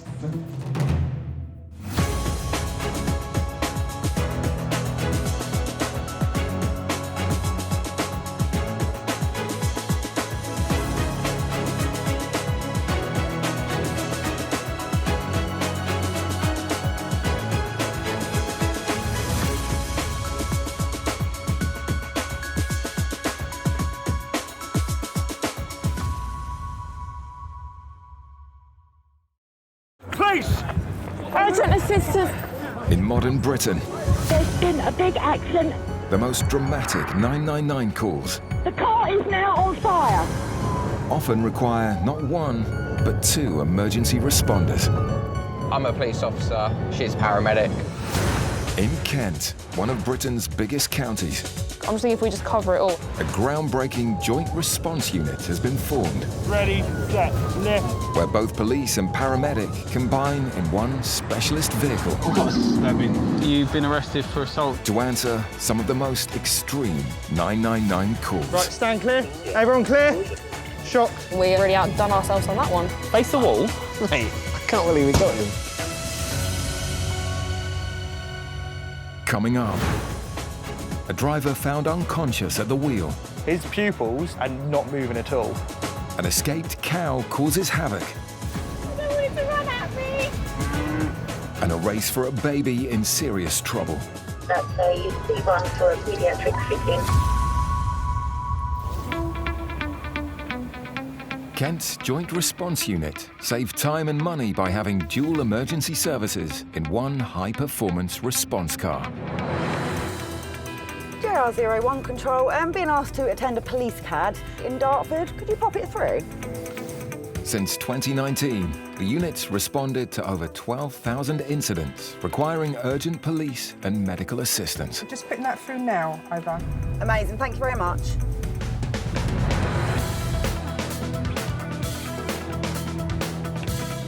It's 7:50 p.m. Paramedic Aisha and Special Sergeant Kevin are called to an incident in the middle of a residential street. So there's a report of a male and female that have been arguing. It's going down as a domestic incident. An elderly lady is in between them trying to break them up. It could potentially escalate into something more serious if the description of the male is white skin, white and black top, and then the female, white skin, wearing all black. We've arrived at the incident and we're just in a direct location that we were given. There's no one about apart from a few people playing basketball. The couple have disappeared, but then something else catches Kev's watchful eye. A car crosses their path with its lights off. Stick your sirens on, mate. Just gonna have a quick chat because they need to have the lights on. And just when they think the car has pulled over, Are they going to actually stop? it's off again. They look like they are about to... Yeah, Juliet Romeo 1 priority. Go, Kev, go, go, go, go.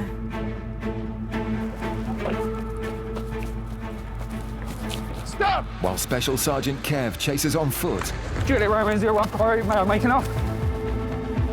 Can we get your phone, mate? Paramedic Aisha assists alongside in the patrol car until the runaway disappears down the side of a house. Where's he gone? Unfortunately, they are a little bit quicker than me, so they managed to get away. But at the moment, I've got other units en route to see if we can track these males down.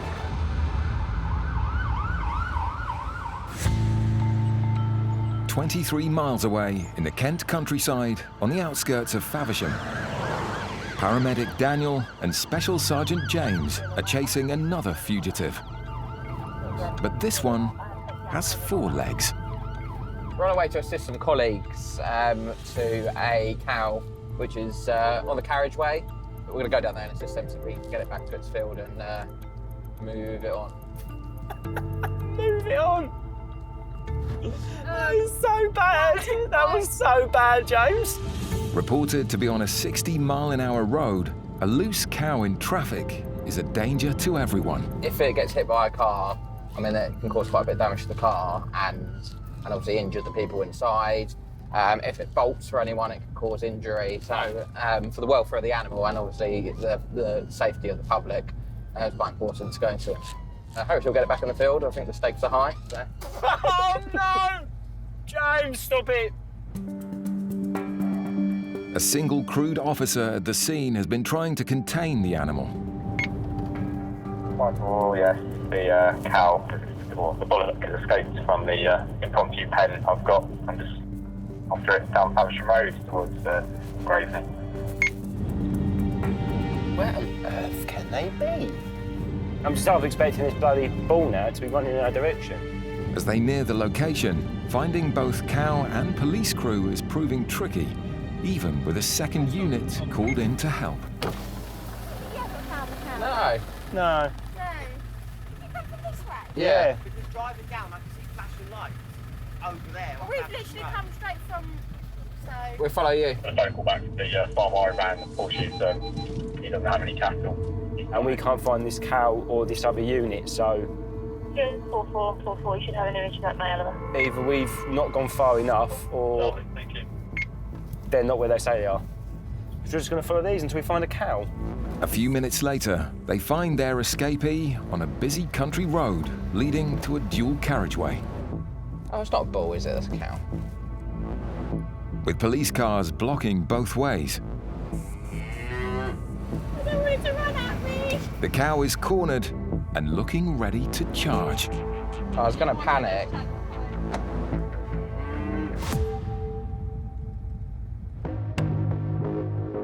Over in Dartford, Special Sergeant Kev is still trying to catch his two-legged runaways. He's jumped a fence in someone's garden. It's all right, well, can we go back to the car? Yeah, of course. Juliet Romeo 01. Kev checks into control. Yeah, it's a white male, dark bottoms and top tracksuit, black trainers. I think the other one had light hair. I just need to secure that car. Oh, God.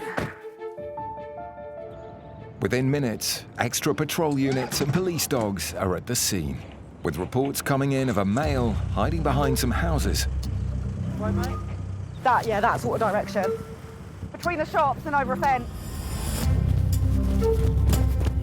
The police try a containment move to trap the runaway driver, but that leaves paramedic Aisha alone on the street with the abandoned car. Kev has gone off in pursuit of the young boys, so I'm going to stay here, make sure they don't come back to the car. So hopefully Kev will be back soon with an update.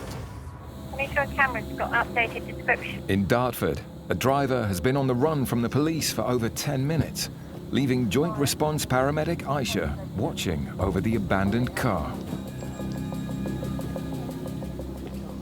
There was a male seen by another crew making off towards that way, so I just assisted doing a bit of an area search, hopping over the fence, seeing if we could locate him.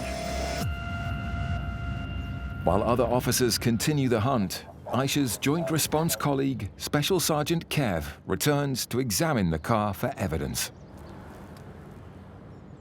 Just seeing if there's anything stashed in the car that can identify them or identify why they've made off from police. At the moment, there's not really anything in the car that suggests why they've decided to do a bit of a runner. It could be something simple that the driver was potentially uninsured on the vehicle and they were a bit worried about that, so they've done a runner for that reason. Were they carrying something on their person that was illegal? The search of the car is inconclusive, and the driver still at large. I am sort of pushing 40 now. He's like mid-teens, early 20s, and he's a little bit quick. He's quite lightweight because he's in trainers and tracksuit, and I'm in full body armour, and you're probably talking a good, extra couple of kilos of weight, maybe a few more than that. And it, unfortunately, is the first person that's managed to get away from me. So I'll let him have that one. If I see him again, I might be a little bit fitter, and he probably won't get away. But even though the young man managed to outrun him this time, the hunt is not over. The male decided to run into a bit of a dead end, drop his phone, which I'm now going to seize as evidence. So we'll now take that. So if he wants it, he can come back to the police station to collect it. It's a crucial bit of evidence, and the police will use the phone to help track down the driver.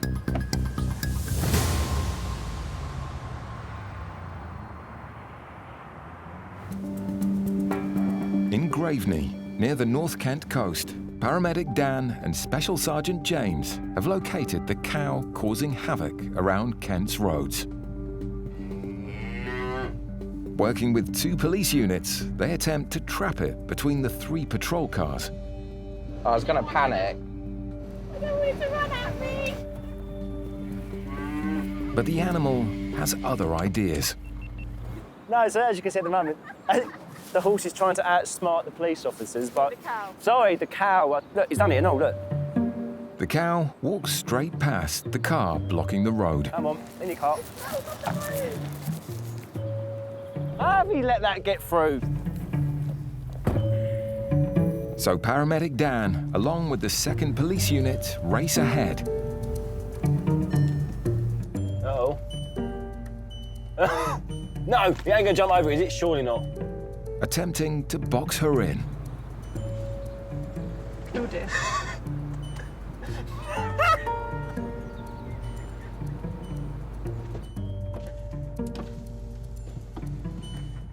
We've got contact from the farmer, so we've got to just try and keep containment of it. Obviously, we are quite close to a dual carriageway. We can just try and contain it with the cars. Obviously, it's better the cars get kicked than us. It's key they stop the cow. So the two cars attempt a dual stop maneuver. Hello. Yeah, go ahead, Bob. Hello. You've got a code on that. Just walked through the middle of the two cars, took both our windmills out. We were just, oh, we don't care. We just keep it in this circle, I think. But after 30 minutes of life on the open road, the cow decides it's had enough of going around in circles. Not down the ditch. She's in a field. So unusual.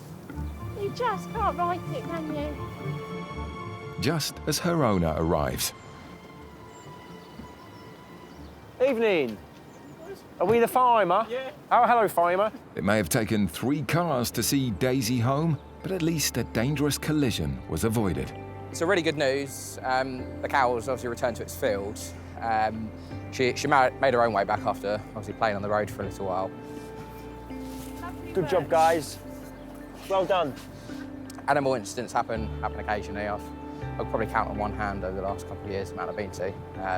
Obviously, it's a nice job to deal with, really, isn't it? It's you know, no one's shouting and swearing at you. It's a job where, although she might not have been as compliant as we'd like her to have been, it was a job well done.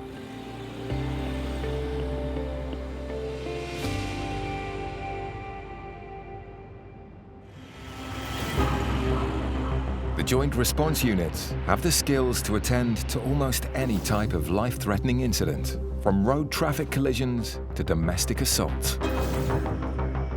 Yeah, we're going to for in an RTC. So can you have a chat with me, please? Yeah, of course, that's no problem at all. 3 minutes into their shift, Special Sergeant Hannah and paramedic Nathan are called to a report of a driver lying unconscious. I think it might be down in that car down there. Juliet Romeo 01, control over. 01, control over. No. What's gone on? Yeah, they have crashed. Any masks? The car's smashed into a lamppost and the driver's out cold in his seat. You all right? What's your name? Let's sit you up, sir. The man's unresponsive. Nathan has to quickly determine what's wrong. Just go quickly check his sugar levels and then see what we can get from him. He responds a little bit to pain. Sorry, sir. 5.2, that's fine. I'll pop this in your ear. Satisfied he's not in a diabetic coma, Nathan checks his blood pressure and body temperature. How are you feeling, sir?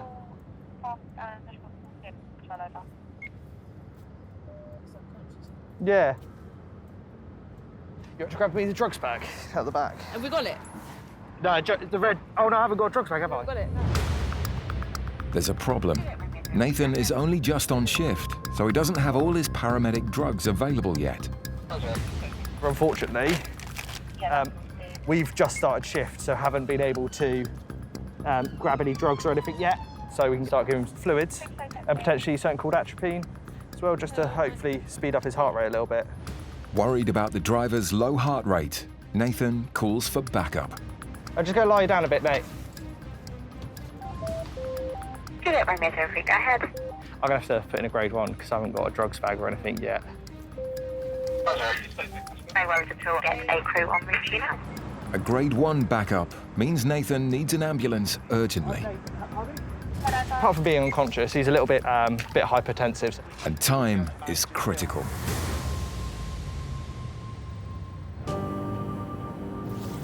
The Joint Response Units have a base in Rochester, ready to respond to emergencies across the county. Dear everyone, evening. We're not too far from your Pennington Heath camp. Do you want us to go make a first and I'll let you know what's going on? Oh, yes, please. This 15-year-old with a dodgy leg. Popping it through to you now. Jumping on the call today are paramedic Alex and Special Sergeant and trained nurse Helen. There is a young lad that appears to have broken his leg. We're going to go over and then Alex can do his first assessment and see if we can help this young lad So he must have been in an awful lot of pain. Yeah, he's got a possible dislocated knee. His dad's on scene apparently as well. They've tried to get him up to put him in a car and take him to hospital, but he's in too much pain apparently to get there. So we're literally just down the road from this one. So what we can do is go and sort his pain out, do an assessment. Yeah, he's worried. What's happened then, sir? I don't know if he's just standing there or whether he's walking, but he's sort of like when he come out at a funny. Was he just? Were you with him when it happened? Were you? Or? No, I wasn't. I tried picking him up, but now he's gone into a bit of a hot spot. Okay. Oh, that's a good angle, isn't it? I can see that from here.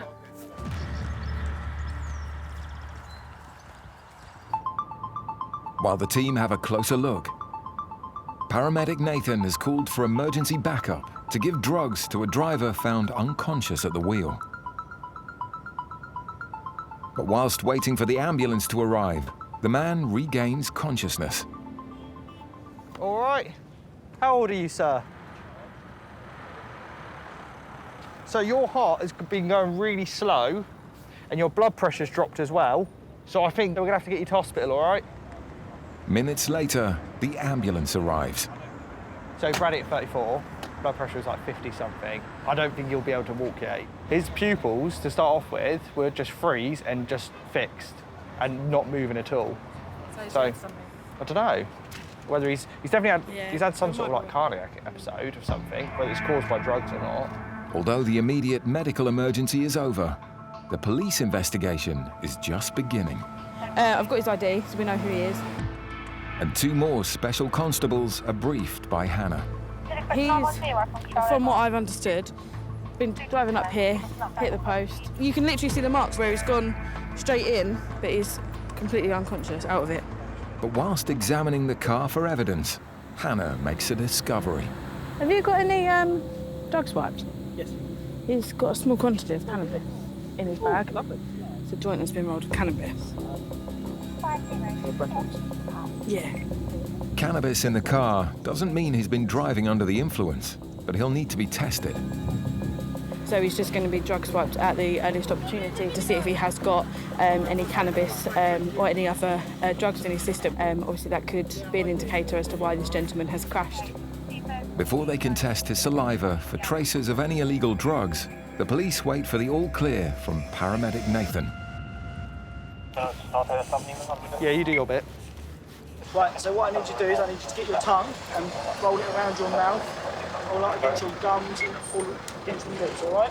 Poke your tongue out for me, wide as you can, wide in your mouth. So it could be drugs and alcohol related. He's only doing a couple of miles an hour apparently when he's crashed, so it's unlikely to be trauma related. Might be mental health related, a bit of psychosis maybe, could be some swelling from previous injuries. We're not too sure really what's causing it. After completing the saliva drugs test, it's time for a breathalyzer. Right, so I also require a specimen of breath off you, okay? Failure to provide a sufficient specimen of breath may render you liable to arrest, all right? Nice deep breath. Seal your lips around this tube for me. Seal your lips around the tube. But the driver fails to comply with instructions. Okay, are you going to provide me with a sample of breath or not? Yeah, but mate, you can breathe, so you need to just blow into there. You've got 100% oxygen levels. Okay? Because they've said you are able to do that. Okay? So what you need to do, you need to blow into that tube. Go then, go, nice deep breath, blow. Ready? And seal your lips around that go. tube. Blow. Blow. Keep going, keep going, keep going. Insufficient. You need to keep going until I tell you to stop, all right? Right, are you going to provide me a sample of breath or not? We'll try, okay.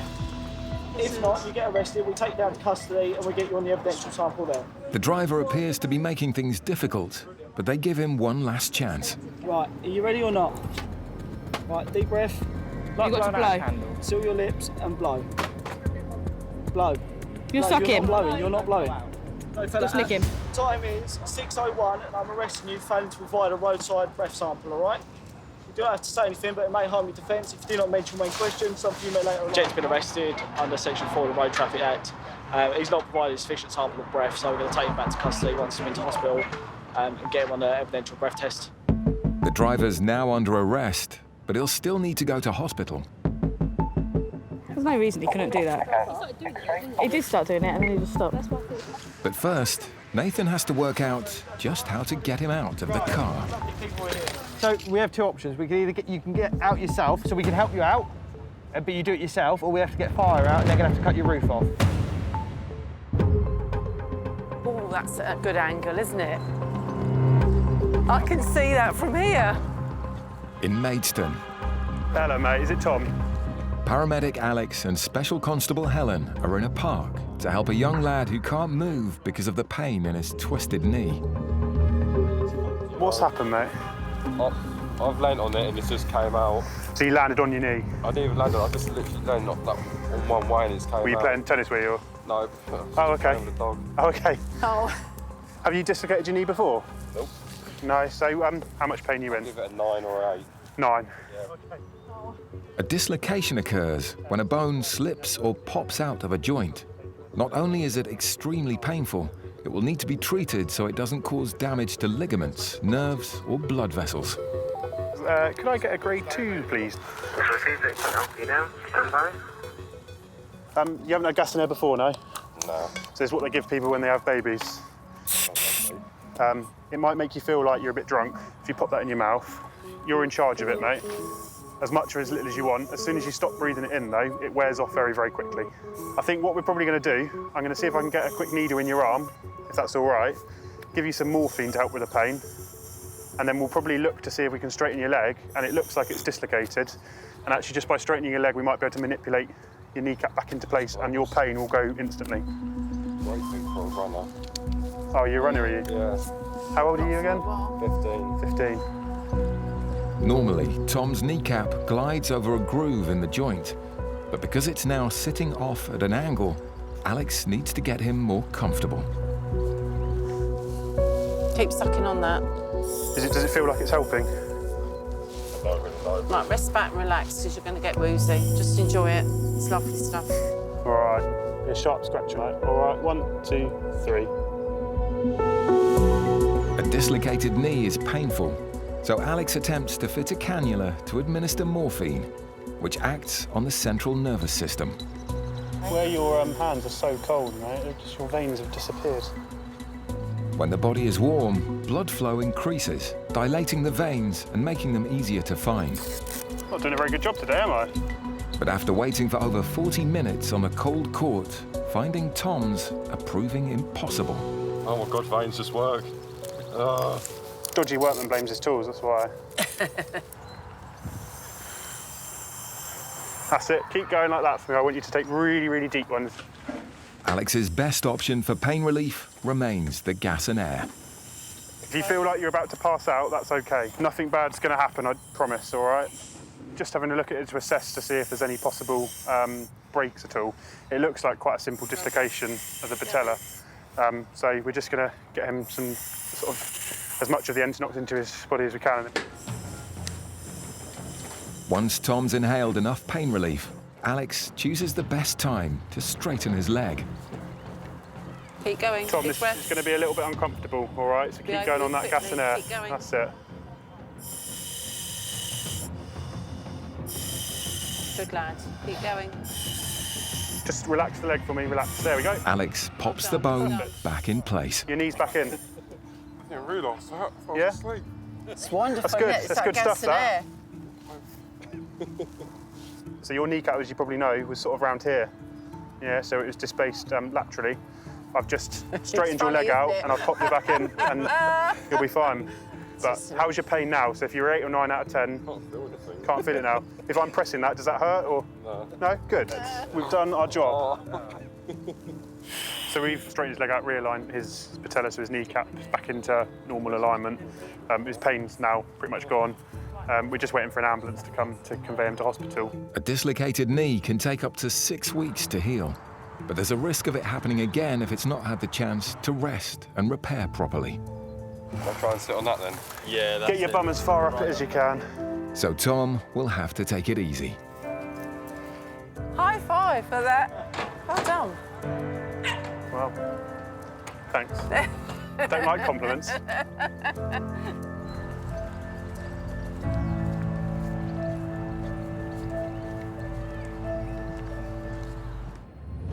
A driver has been arrested for failing to provide a specimen of breath after crashing into a lamppost. He needs to go to hospital, but says he can't move, and paramedic Nathan has given him 2 choices to help get him out of the car. You can get out yourself, so we can help you out, but you do it yourself, or we have to get fire out and they're gonna have to cut your roof off. That's the 2 options. Give me your hand. I can't. Well, you've been moving it freely a minute ago.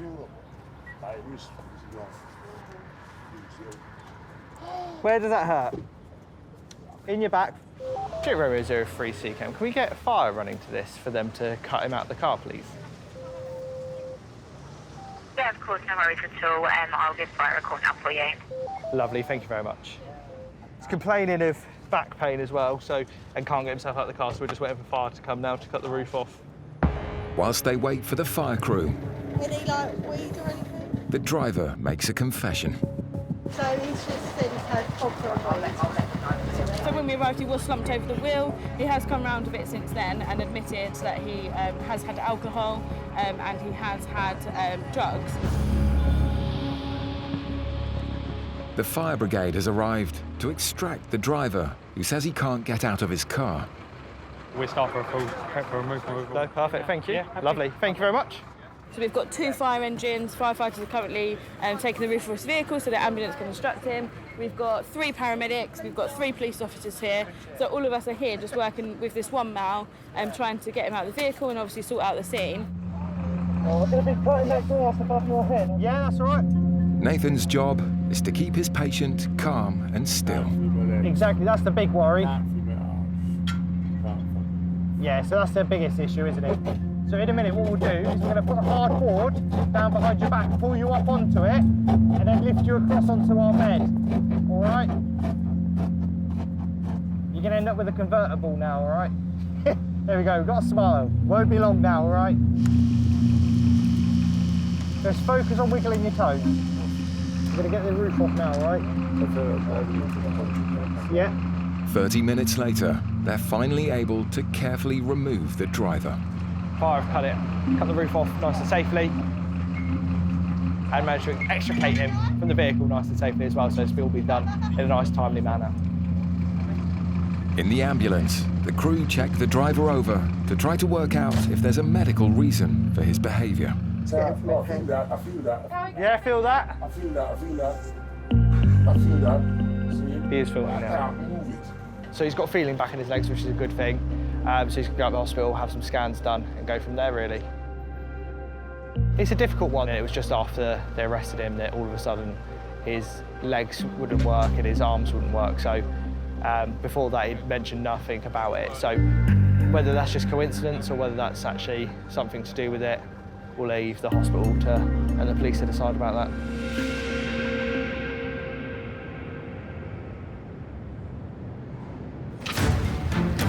The JRU teams are made up of around 20 special constables from Kent Special Constabulary and a similar number of paramedics from the South East Coast Ambulance Service. Looks like the rain's coming down, so there might be a few RTCs out there. And they can sometimes find themselves working shifts with colleagues they've never met before. No, never crewed up together before, so yeah, we'll see how it goes. Luckiest lady in Kent right there. We'll see. Hopefully it'll be a good day. It's 2 p.m. and the beginning of a 12-hour shift for Joint Response Team Special Constable Tom and Paramedic Aisha. Just a slow start. Yeah. Just the build-up for everything going absolutely wrong later on, probably. I'm sure it will. There's a call coming to both ambulance and police. A car has crashed into a stationary car, we believe. So we've got a 31-year-old male who was the driver. Currently saying that he has chest pain and lower back pain, and the road is blocked. So certainly one for both of us. Oh, is that it? Hello, you all right? Look, blimey, wasn't expecting both. Oh, I know. What's happened then? Vehicle 1, which is the Astra. Oh. Someone's walked in front of him on the crossing. Right. He's braked Yeah. hard. Vehicle 2's hit vehicle 1. The only injured party is the one in the black car who's complaining of it. Right, okay, we'll go. All right, get some stuff together. It appears the driver of a black Mazda came off worse in a 3-car pileup when he braked at a pedestrian crossing. Hello, mate. Hello. What's your name? Nigel. Nigel. My name's I from a paramedic. Right. Where are you hurting at the moment, Nigel? So I've got a back problem anyway. Okay. At our back, I've got a fractured bulging disc in my back. I initially jumped out of the car. Yeah. And then just the pain hit me in my back, my right shoulder, and here in my chest. Okay. All right. I'm going to come around the other side of the vehicle and feel down your back. Is that okay? Yeah. A further spinal injury could result in permanent nerve damage or even paralysis, so it's crucial Aisha examines Nigel further. While Tom investigates the man who rear-ended Nigel's car. Because you've been involved in the road traffic police, I'm going to be requiring you to provide me with a specimen of breath here at the roadside. So, long, hard, continuous breath. Keep going, keep going, keep going, keep going, keep going, keep going. Yep, that's fine, thank you very much. Okay, so we'll just wait for this result to come back. Right, so I want you to try and keep nice and still for me. I want you to tell me if there's any sharp pains when I'm pushing on any of the bones. I know it's lower, but I'm going to go down the entire spine, okay? Okay. Okay, all right, darling, all right. So we've got to be very careful with the spine, so going to keep him in the exact position he is at the moment until we get a crew here with some immobilisation kit. If Nigel has damaged his spinal cord, he's at risk of permanent paralysis. In Kent, between 2020 and 2022, an average of 4 assaults a day were committed against the police, whilst attempting to arrest offenders or protect the public. Romeo 04 Seacam, could you assign us to CAD 4763, please? Yeah, we'll just that through for you now. And today, it's JRU team, paramedic Nathan and Special Sergeant John called to assist with an aggressive man. So we are on way to a patient who has been tasered by police. When police have turned up, he's pulled out a weapon and then he's tried to assault the officers, and they've deployed their taser. When a taser's deployed, it releases these barbs, and they'll then go into the skin, and then they create a circuit to conduct the electricity through the body. Other units are already there, but Nathan's going to hopefully remove the barb, and then the patient will hopefully then be conveyed to custody. Police tasers in the UK deliver up to 50,000 volts of electricity in rapid pulses over 5 seconds, designed to stop and stun dangerous and violent suspects. Yeah, not bad, thank you. A police patrol unit and an ambulance are on scene. Just go take the barbs out. Yeah. But Nathan is the only qualified paramedic to remove the taser barb or fishhook type dart. Whereabouts are they? Just obviously there and then... Oh, a second. Sorry, I'm Nathan, by the way. I should introduce myself first. The man is also wearing what's known as a spit hood, a breathable mesh hood to stop the police from being spat at or assaulted. Sorry, it's going to hurt a little bit. And under arrest, he now seems calmer. Sorry, mate. No, that's stuck in. It's going to have to go just to have a little cut to get out. No, it's proper wedged. Okay, that's it. It's hurting him too much to pull it. Back of the van. The suspect will have to go to hospital to get the barb removed. You guys able to convey to them? Yeah, can do if that's excellent. Perfect. And JRU Special Sergeant John will accompany him in the ambulance. Anyone who goes to hospital is technically a prisoner guard, so it will always be 2 officers regardless of kind of what they've done or what's happened. Good 2 minutes, mate. They'll hand over, then you get seen by a doctor. All right? And then you know the score after that, don't you? At all times, he will have the 2 police officers by his side. So when suspects go into custody, they are asked a series of kind of medical questions to make sure that they're fit and healthy to be in custody. So, yeah, he has to be medically cleared by the hospital, and then he can be taken back. And on arrival, it's important the suspect's checked before being released, because he could be held for up to 24 hours in the custody suite while police wait to press charges. Paramedic Aisha has called an ambulance crew to help move a driver with a potential spinal injury after a car crashed into the back of him.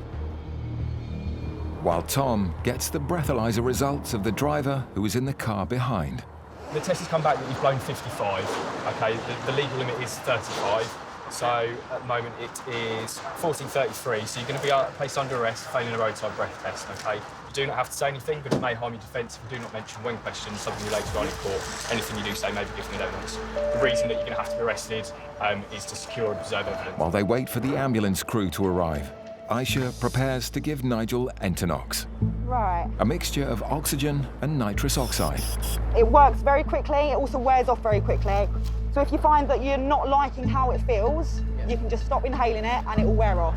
After checking he's okay to be moved around, Aisha also examines any other symptoms of physical trauma And whilst that blood pressure's going, just keep it as relaxed as you can. and bruising from wearing a seatbelt. I'm just going to feel across your chest, all right? Does that hurt to press? Yeah. Okay, all right. It's quite a good demonstration, really, that the two of us being in one car. So we've got patients being treated medically, and then we've got a drink driver that I was able to sort of interject quite early on. Take a step to the left for me, please. Thank you. While Tom has dealt with his driver, Aisha has a problem with hers. Is that helping your pain? A little. Yeah. The gas and air she's given him isn't taking the edge off his pain. So we're going to try and get something a bit better going. Time for something stronger. So this is morphine, very good for severe pain, and this gentleman's saying that he's got 9.5 out of 10 pain. It's all right, sharp scratch, my love. Amazing.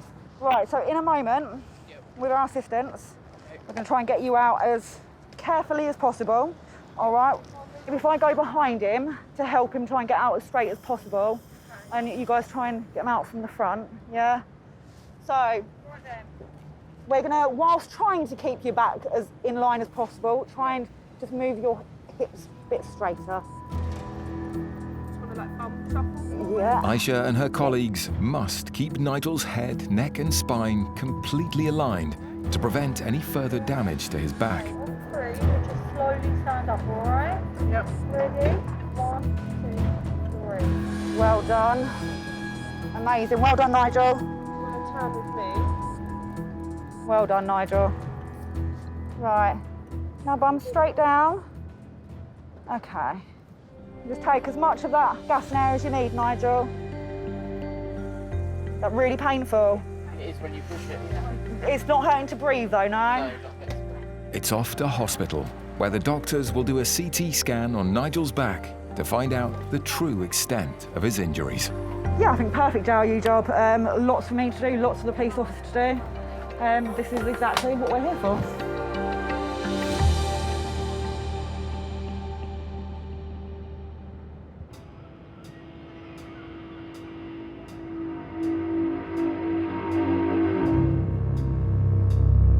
Can anyone respond to a C1 emergency?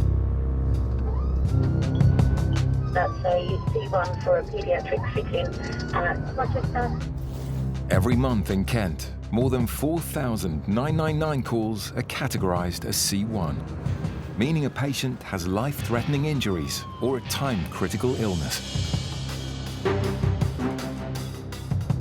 8:30 p.m. and Special Sergeant John and paramedic Chelsea are heading to a Category 1 call for an 18-month-old baby having a seizure. With fitting, our biggest worry is going to be kind of their airway. All the time they're fitting, they've not really got a patent airway going on. They're not getting the oxygen they necessarily need, and in turn their brain's not getting the oxygen that it needs. In a Category 1 call, the JRU need to respond within 7 minutes. We're 2 minutes away. They get to the location just minutes after the call.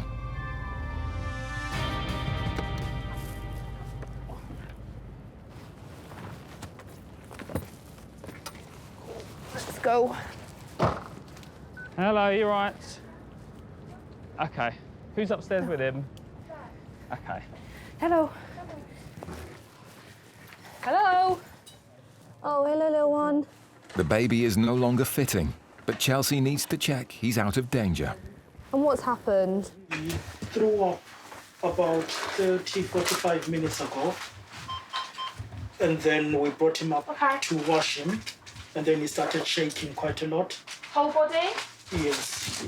So initially I thought, oh, it might be because he's cold, but then he went into the bath, and the bath was obviously quite warm, and then he continued afterwards. Have you been checking his temperature throughout the day? Has he had a fever at all? We haven't done a formal test, but he has been quite warm to the touch, but we've been treating it with Calpol. The family have given the baby a children's liquid-based paracetamol designed to relieve pain and fevers. But now, Chelsea needs to see if it's taking effect. Hey, little one. Can you open your eyes for me? Oh. Okay, it's going in your ear, little one. Hello. Who's all these strange people? I know, I'm sorry. I'm sorry. 39.2. Let's get all this off of him. 39.2 is very high. A baby of 18 months would be expected to have a temperature of 36.4, nearly 3 degrees lower. It sounds like he's potentially had a little, febrile seizure because of his temperature being so high. A febrile seizure is a fit caused by a fever and can be common in small children. They're usually harmless, but Dad tells Chelsea about a worrying complication. I think the only time he had sepsis when he was little, he had to spend a week in hospital. Because he had sepsis? Yeah. What was the sepsis from? Do you know? Where was the infection? So the breast tissue was swollen when he was born. Okay. Sepsis is the body's extreme response to an infection and can cause organ failure and death. But even if it's treated, it can leave the patient feeling unwell for months, even years afterwards. Okay. So Chelsea takes no chances.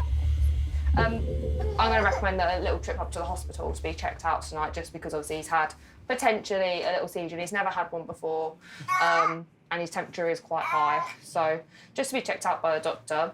Yeah.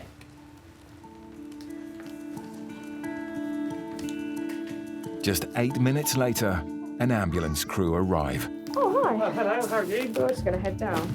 How are we? Should we head down? Yeah, we can go straight out to the truck. Oh, so... I think he's had a little febrile.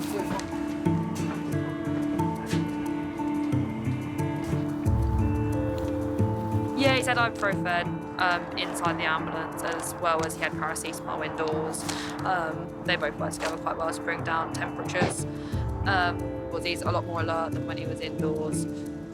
So just be a little trip to hospital and get seen by a doctor.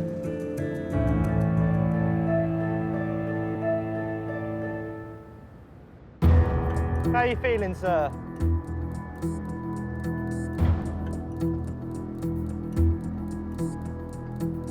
Stop!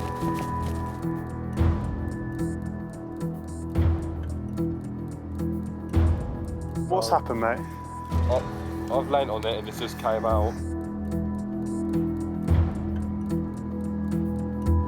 Okay, all right, darling, all right.